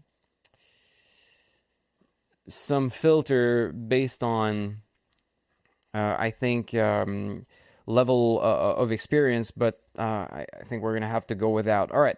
So what we're going to do is we're going to look at the profiles of freelancers who come up, and you're going to look at all these profiles one at a time. And what you're going to do is you're going to ask yourself, do I have a similar skill set to that person? Do I have a similar level of skill? If the answer is no, you ignore their profile. If the answer is yes, if you feel you're in the same range of skill and experience, you keep what you do is you note their hourly rates. For example, if you think you're similar to a Bishek, I think that's how you pronounce it, you keep 40 and you enter this on a Word document. Let's say this, what is a new Word document? So here, first freelancer is 40, and you're going to do this for a total of 50 profiles at least. You want to keep doing this filtering process and looking at all these profiles and ignoring the ones that don't reflect your level of skill.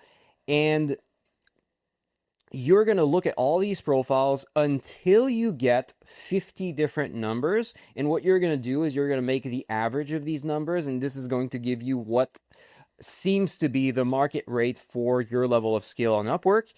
And that's what I recommend you try to start with. If you do some visual fields, like for example, we looked at children's book illustrators earlier. So what you're going to notice is that it's much easier for you to compare your level of skill to these people, because visual fields have a lot of portfolios. And what I recommend is that you just look at their portfolio. You just look at their portfolio and you ask yourself, is what I'm offering the same sort of thing?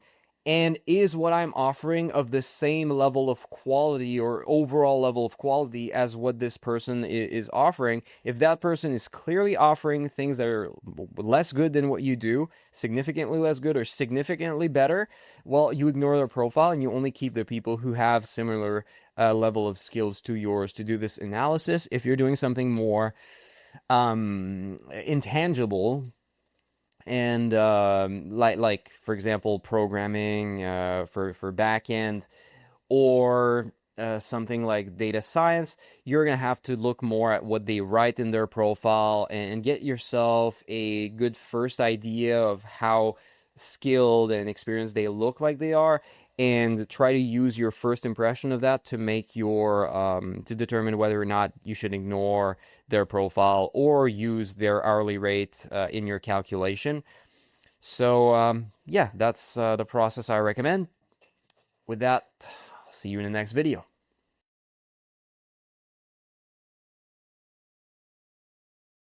So in this video, I'm going to show you how to reach 100% on your profile completeness score. If you don't know what that is, if you go to Upwork and you have a new profile, you're going to notice at the top right here, there's this percentage here, this percentage bar that appears, and there's this button here that says complete your profile. So this percentage really matters because it is one of the main factors that's going to determine how much you get recommended by Upwork to clients. It's one of the main ranking factors for search. It's also one of the main ranking factors for proposal ranking, and also how much you get recommended to clients when they create job posts so that they can choose to invite you by paying connects, because clients also pay connects to invite freelancers. But having this 100% complete is really important. It really, really is. It's probably the main ranking factor, or one of the main ranking factors. So to get 100% completeness, the confusing thing about this is that it's not a question of putting something in every section on your profile. That is not what 100% here means. This 100% is sort of an arbitrary number that says that you have included enough things in your profile that Upwork believes that your profile is complete enough. And this completeness score can be reached via a combination of different ways. You can leave a lot of the sections on your profile completely blank and empty, And that's fine if you put more in other sections. And I'm going to show you what are the percentages that you can get from each parts of your profile when you complete them or add items. Just want to say two things before I do that. First of all, this might change over time. Upwork updates their site very, very often.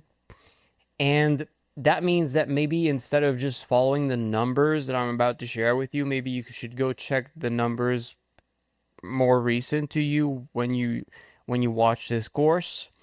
But you're gonna understand the principle and what you need to do from what I am going to show you in this video, unless Upwork makes a huge update where profile completeness works in a completely different way, in which case I should make a video very quickly about the update about that. If I don't notice it, you can always send me an email or comment on my YouTube videos.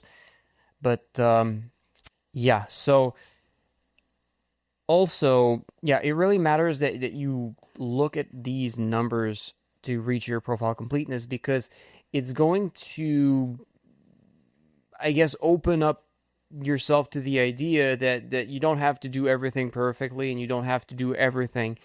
And it also means that there's a lot of sections later in this course that maybe you don't need to watch. You don't need to watch them because maybe you don't have anything to put in these sections, so it doesn't really matter how to do it. So yeah, that's one thing that you maybe should be aware of. So here, let's look at what Upwork says about how to create a 100% complete profile. So it's a bit confusing how it works, but basically there's two different parts of this 100, okay? There's the first 50% and there's a second 50%. And what you put in the second 50% does not overlap onto the first 50%. So if your first 50%, you just have 30% that's done, well, you can't have 70% done in the second 50% and hope to get 100% from that. If you don't get 50% in both of them, if you don't get like 100% done in both of them, you will never reach 100% profile completeness overall, okay? So that's probably the most confusing thing about this. So the first 50%, to reach it, it is required that you follow exactly these guidelines here. So you need to have a profile photo. There is no way for you to have a 100% complete profile if you don't have a profile photo, and your profile photo needs to be a photo of yourself. It can't be a avatar, an anime character, or other things. It needs to be your face. Also, you need to have your profile overview. So the bio, the big text in your profile, you need to have something written there. Also, you need to have at least one employment history item and at least one skill tag, which is pretty easy. I think the employment history item is probably the hardest thing there, but the rest is very basic. If you don't have a 100% complete profile, it's okay. You can still use Upwork, and yeah, you can still use Upwork and find jobs there. It's just that you won't have the benefits of having the 100% complete profile, so you won't be eligible for getting the Rising Talent badge, and also getting recommended will be harder, so you will have to apply to more jobs by yourself. So yeah, there's that, but you can still use Upwork. Next, there's a second 50%, and you can really get it in a multitude of ways. You could get it, for example, with portfolio items. Like each portfolio item gives you a 5%, so 4 would give you 20%. It maxes out at 20%. But as you can see, like, you could just put 4 portfolio item, another employment history item, and just other skill tags, and you're at 50%, and you can skip all these other sections there, and you still get your 100% profile completion rate. So there's that.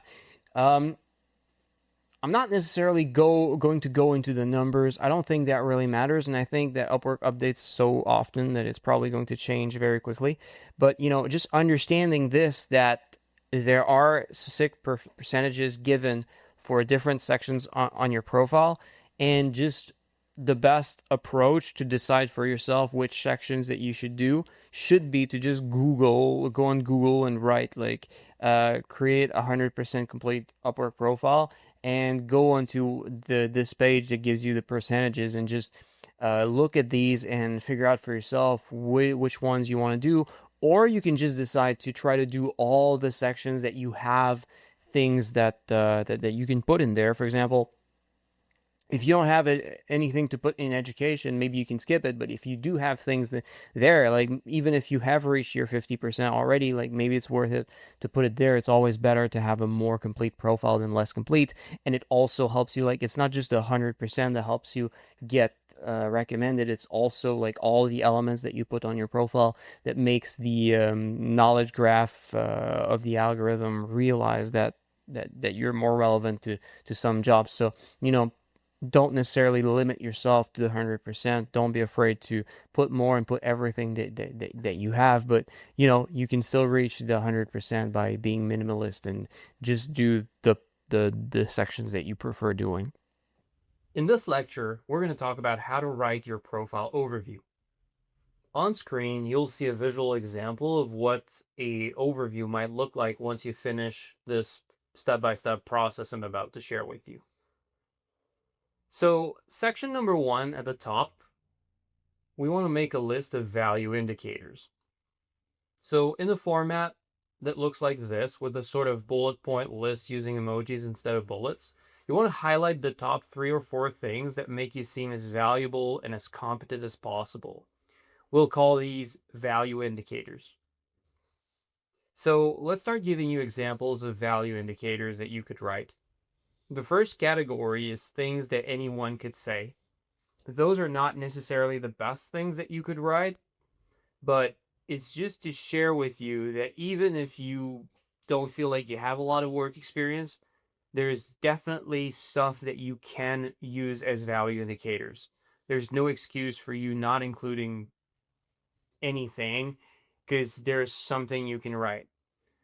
So one of the things that you could write as value indicator is high quality work. It's not something that's a guarantee. It's just you judging your own work. So it's not as trustworthy, but you know, you can still write it, and for some clients it's going to have some weight. You can write things like 24/7 response, which means that if the client needs you at any time of the day, you'll be there to respond, which is definitely a positive. You can also write that your field of work is more than a job, it's your life's passion. For example, if you are into photography, you could say photography is more than a job, it's my life's passion.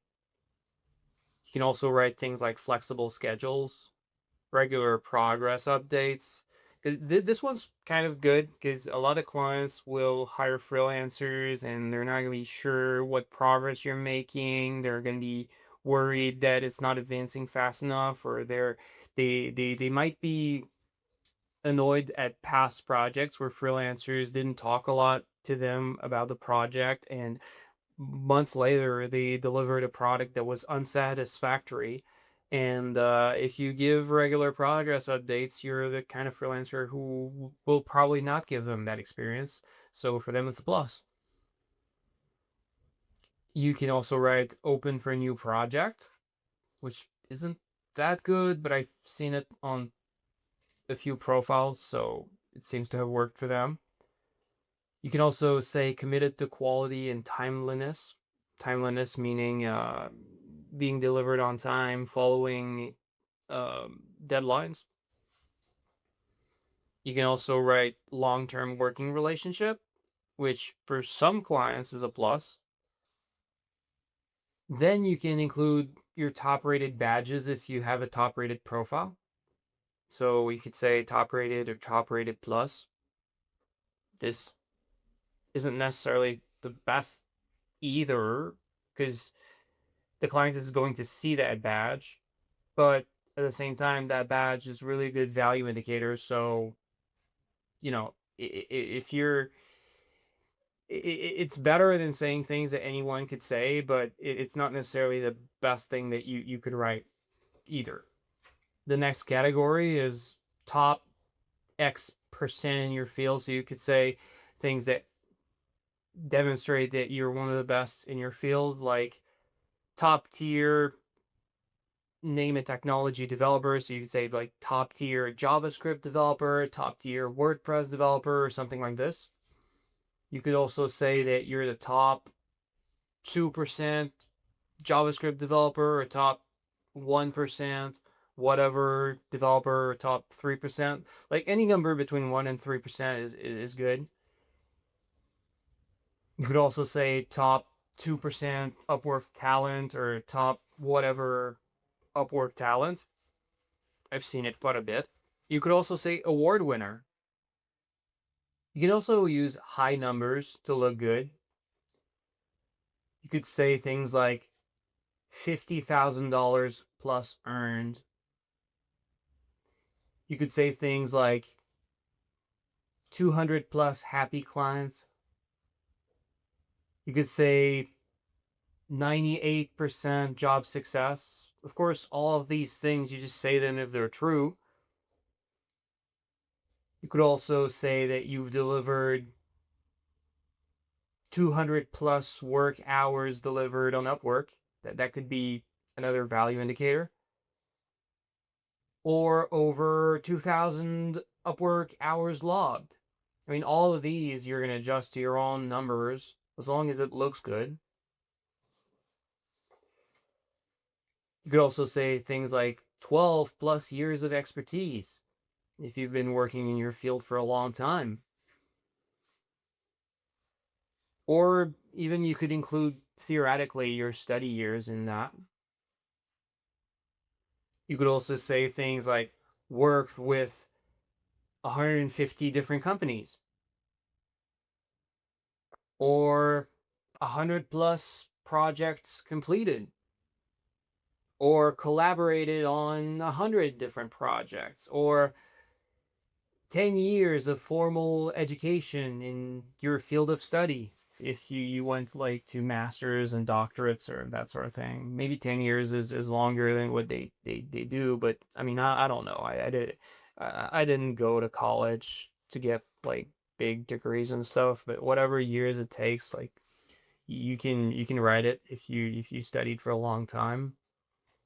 You could also include certifications like Amazon certified, or whatever company that looks good certified. Like you could say things like Google certified, or certified partner. Or I've also seen, which looked pretty good, like something like Amazon certified partner slash web developer, or whatever job. I mean, I didn't remember if the company I saw was exactly Amazon, but it's just an example, like company certified partner slash job title. Or I've seen also the format certified software engineer and web designer, like two job ones, two job names, one after the other. Like I've seen that as well. You can also include formal education in other ways. Like you could say, um, I noticed that I already said that one, but a high number of years of formal education, you can write that. You can also write the name of your diploma. Like you could say, like, I have a BAC or H, whatever letters that are in your field. Like I'm not familiar with these things that I say. Like I quit college quite a long time ago, but you could write like BAC or whatever in the name of the field of study. You could also write the professional acronym of your field. You could also just say like I have a diploma in history, or a diploma in whatever. You could also say just strong, name your field of study background. Like you say, I have a strong arts history background, or a strong photography background, or strong biology background. If you want to be more general in your approach, you could also just include the fact that you're proficient with the English language. You could just say that you are fluent English verified, which for people who come from countries that typically are not English speaking or have fewer English speakers, or at least to the eyes of United States clients or Western clients, gives the example that it gives the impression from seeing your country that you might have bad English, like having your English fluency verified might help. You could also highlight your work experience. Like you could say you're an experienced web developer. You could also say you're a senior graphic designer or whatever. Could also say you're a highly acclaimed, if that's true, highly acclaimed photographer or whatever. You could also include the years of expertise. Like you could say 10 plus years of expertise. You could also highlight that you have a strong background in something else, like a strong photography background, strong graphic design background, and you can also highlight your professional skill proficiency, saying things like proficient in JavaScript, proficient in photography, proficient in drawing, or specialized in whatever skill or technology you want to highlight. You could say, I'm specialized in WordPress or whatever you're specialized in. So adjust these examples, pick and choose whatever fits you, and adjust them to fit your own background, your own experience, and try to make yourself look as competent as possible. The goal here is ideally to show competence, but if you can't do that, you can also input indicators that you will give a good customer experience by including stuff from the earlier uh, section, like things like 24/7 response or flexible schedules, which are also valuable to clients. After that, you move on to the second step. So the second section is to give them an overview of what you do in 1 to 3 paragraphs. Like you want to keep it simple. You don't want to make too big paragraphs. It needs to be something that clients can read quickly. They don't want to read like an essay long cover letter. And also in these paragraphs, you want to make sure that you mention the 2 axes of differentiation that you want to position yourself as the best choice for. So, for example, let's say you want to stand out as the best person to hire for a client who wants to get more customer and who wants to have an easy website they can update themselves in the future. You could write things like, hey, John here, if your name is John. I'm a web developer who is also an expert in web design and marketing. I specialize in making websites with sales pages and online stores that are designed to help businesses make as much money as possible. So as you can see, this first paragraph is really focused on showing that you differentiate yourself by offering value in terms of helping customers, while your clients get more customers, because you're highlighting your marketing design experience, and especially design for landing pages, sales pages, and that sort of thing. So the second paragraph in this example was, I also specialize in building websites that are easy to modify for my clients in case they want to add new products or pages to their websites. By using technologies like WordPress and Shopify, you can update your site quickly by yourself and add new products to your online stores and new pages to your website without having to give hundreds of dollars to programmers. So for clients who, a lot of clients have had other websites in the past and they've had bad experiences because they had to pay programmers and wait for programmers to do the updates whenever they had to add products to the sites and do updates. That's more of an old problem for e-commerce sites, but it's still a problem that clients have faced in the past. So an annoying problem. So it's still something that you can differentiate yourself by demonstrating that you're not going to give them that problem. And as you can see in the paragraph, I also highlighted the fact that uh, if the hypothetical person is focused on websites designed to sell stuff. So for clients who want online stores and that sort of thing, you also position yourself as an expert in that without saying it expressively.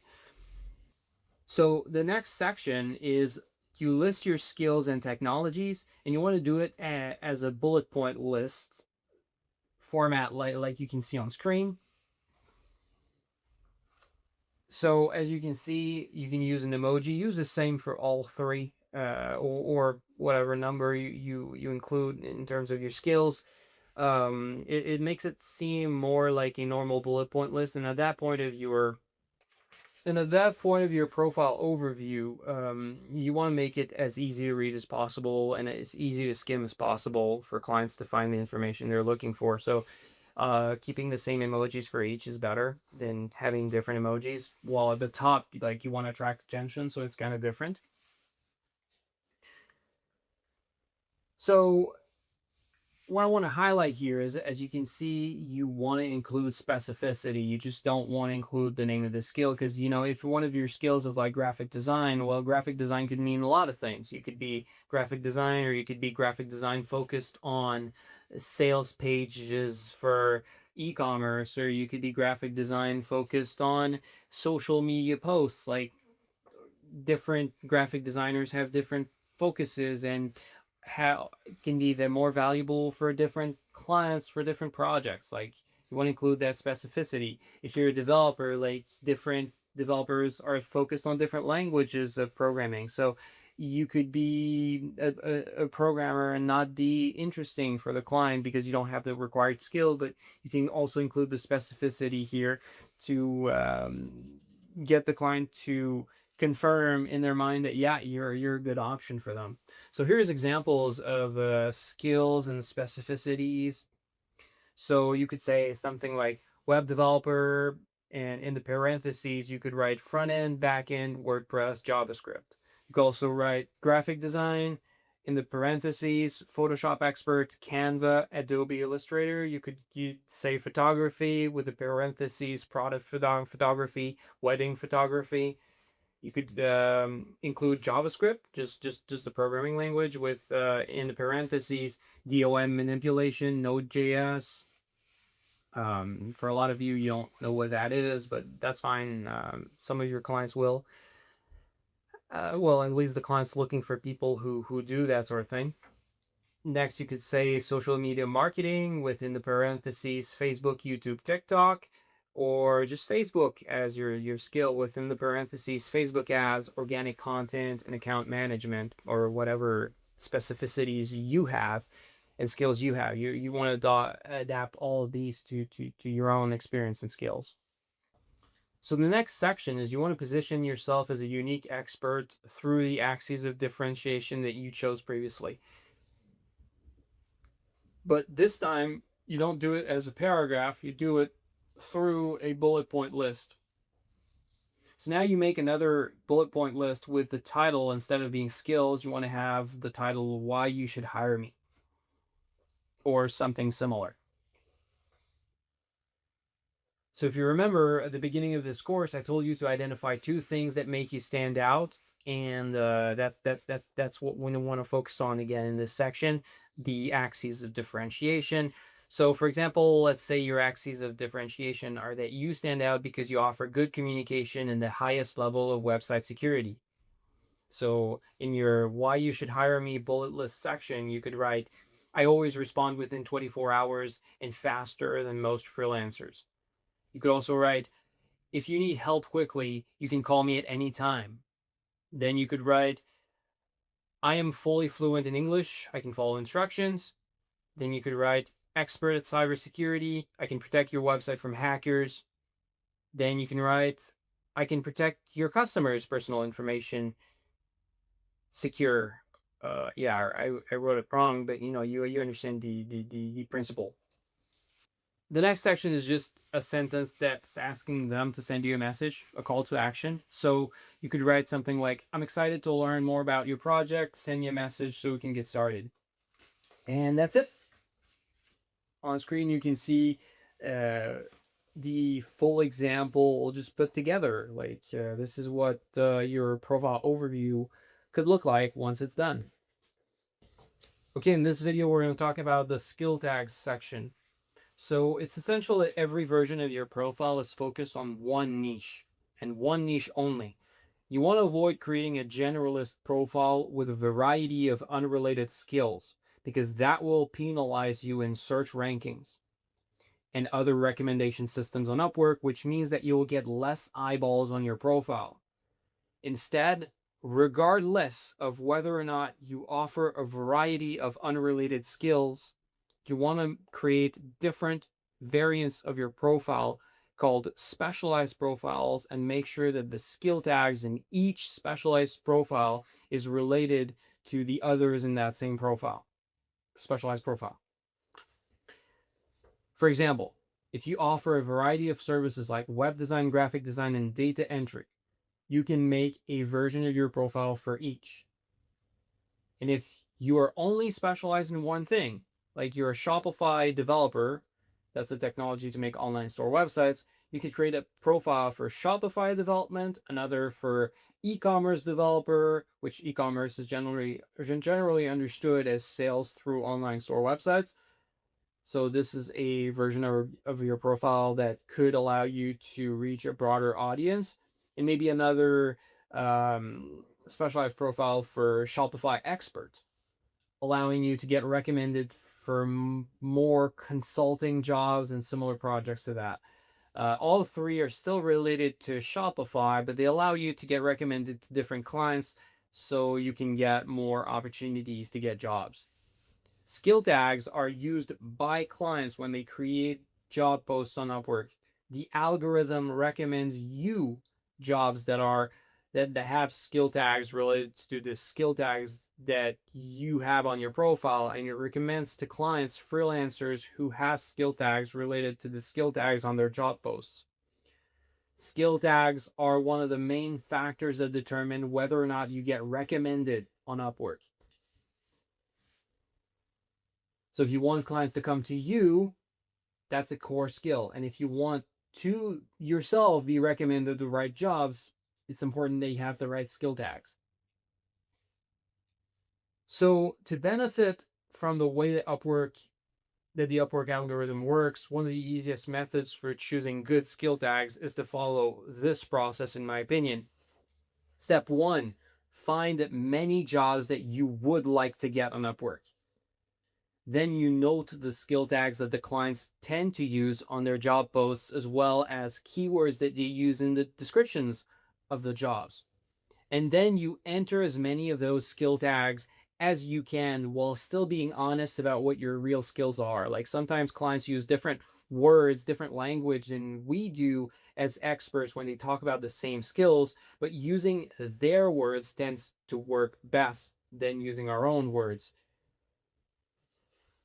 Pro tip number one, in my opinion, if you have multiple skill tags that mean the same things but with different words, like only keep one variation, unless you don't have much to write in skill tags and you need stuff to fill the empty space. Like yeah, you could keep variations, but otherwise, if you have a lot of skill tags, you could include maybe limit yourself to not too many variations of the same thing. The second piece of pro tip, in my opinion, is if you have too many skills and you can't fit them all in the skill tags section in your profile, prioritize the ones that are most common and ignore those that are rarely seen in your clients' job post. You know, the jobs that I told you to find earlier that you'd like to get, like base your analysis on that when determining which ones to keep and which ones to not keep. Okay, now let's talk about Upwork video introductions. So I've often heard that Upwork video introductions are a great way to stand out and to get more jobs, but in my experience as a client and also my experience reviewing Upwork profiles of my viewers on YouTube, I've noticed that most introduction videos actually hurt more than they help. Don't get me wrong, a good introduction video can be an asset, but a bad one just makes you seem unprofessional and it decreases your perceived value, which is what determines how much people want to work with you and how much they're willing to pay you.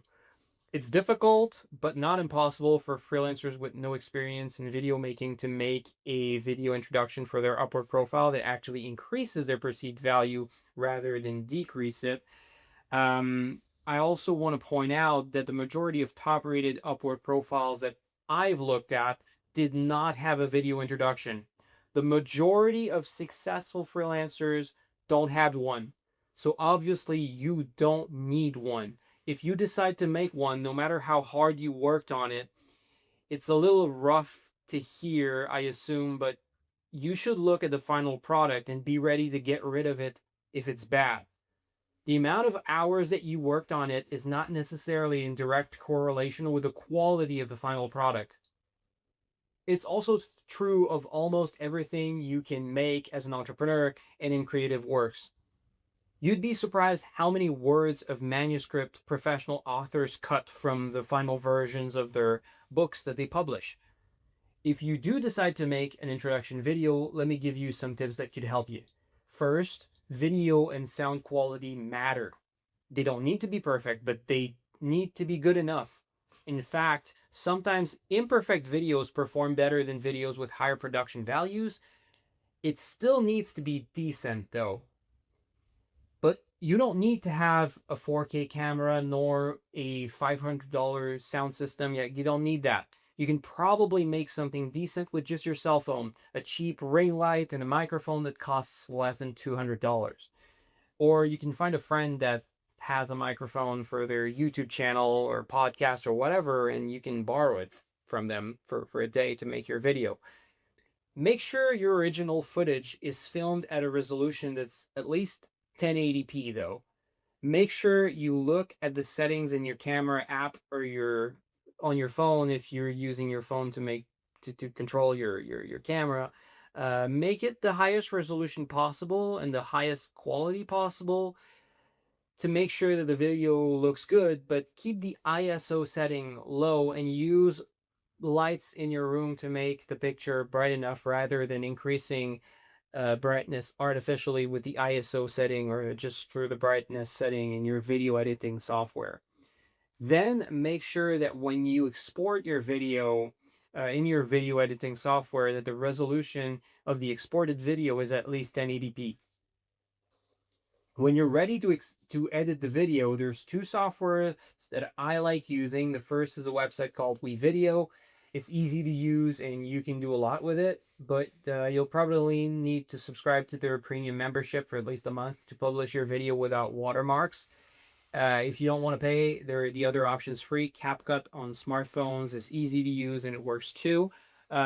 Second, when you start talking in front of the camera, avoid trying to sound professional. Instead, talk the way you speak to people normally in real life. Don't change the rhythm, the tone. Don't use fancy words. Just be you. Imagine that you talked to a family member that you haven't seen in a long time, that you're not really close, or friends of friends, or girls you meet at the bar, if that's something that young people still do nowadays. I know I used to. The most attractive version of you is the version of you you have forged over your whole life with all the feedback you've received through interactions with people, in social interactions like at school and with people, with friends, with family. You've forged the way that you currently speak through countless blunders, and you have, and if you have a good group of friends, and if you find it relatively easy to get a girlfriend or lover of any gender you're interested in, you probably are an attractive person just the way you are, and the way you speak naturally is probably already relatable and attractive. So don't change it. If it works in real life, it should work in the video too. Okay, now let's talk about testimonials. Testimonials and reviews are different things on Upwork. Reviews are public written feedback from clients that you got on Upwork. Testimonials are public written feedback from clients that you got on Upwork or outside of Upwork. As a freelancer on Upwork, there's two problems that you need to overcome to get jobs that testimonials can help with. Number one, when people pay for services or things online, they're afraid that the quality they'll receive will be lesser than what's advertised. which makes them more hesitant to buy. The result of this is that people will often choose a product or service that looks worse than another if there's more proof that it's guaranteed to be as good as it's advertised. When I say proof, it's not really proof, it's more like social proof, more like other people showing that they liked it. People look for that social proof in testimonials and reviews. Number two, when people shop for expensive services, which is probably what most of you are selling, they're also afraid that the quality they'll get is going to be lower than expected, and they will look for reviews and testimonials to reassure themselves that your services are worth the high amount of money that you're charging. If clients can't find good reviews on your profile nor good testimonials, there's a good chance that they'll see your services as too risky and choose someone else. On a new Upwork profile, you don't have reviews, you don't have 5-star ratings, you don't have a job success score, and you don't have badges. These are the main things that clients look at when they want to make sure that you're reliable. If you don't have any of them, getting testimonials is a good alternative or a good thing to get you started. At the same time, even for experienced freelancers, getting good testimonials could help you increase your perceived value, even if it's not as important for you as it is for new freelancers. Not all clients from outside of Upwork can give you testimonials. They need to have a business email address and a LinkedIn account with enough information on it that Upwork's employees will be able to confirm their identity. Otherwise, their testimonial will be rejected by Upwork as a result of their review process. It usually takes a few days for the testimonial to appear on your account, so don't worry if you don't see it appear right away. If you have a lot of experience working with clients outside of Upwork, you need to be aware that you can only send up to 20 testimonial requests. So choose your clients you want testimonials from wisely.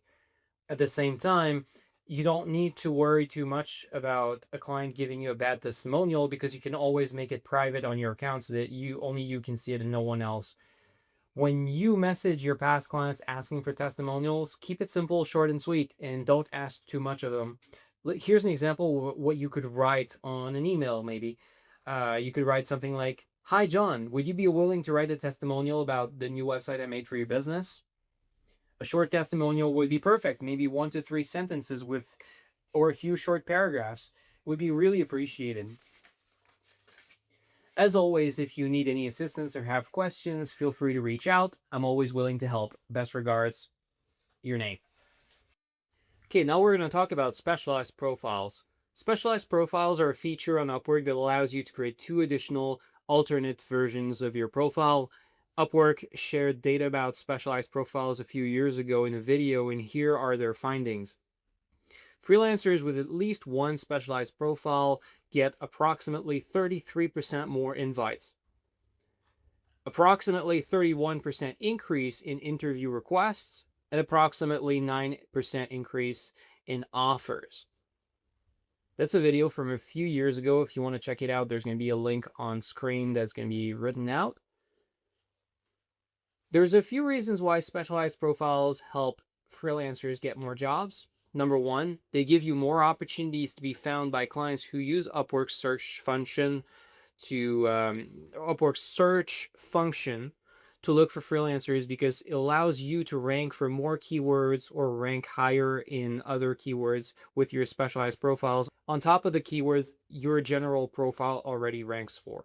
Number two, they can allow clients to see a version of your profile that's more relevant, which can increase your perceived value and therefore the chance that they give you a job and sometimes how much they're willing to pay.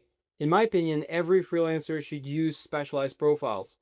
Even if you only offer one type of service, in that case, you should still make 2 specialized profiles on top of your normal profile, giving you a total of 3 versions of your profile. If you only offer one type of service, create variants of your profile that target different types of jobs within that field. For example, if you're a programmer who makes websites like a web developer, you can have a profile that focuses on keywords related to web development in general, a profile focused on keywords related to programming online store websites, and another focused on website made with a technology called WordPress or whatever fits what you offer. Like these are just examples. fit them to yourself. If you offer a variety of services, create specialized profile for some of your different services. For example, if you offer Facebook ad services, graphic design, product photography, these are all unrelated. So you can make a general profile, a specialized profile to one of your services, and another one for another one of your services. You can also adjust your hourly rate for each version of your profile if the value of your services is different.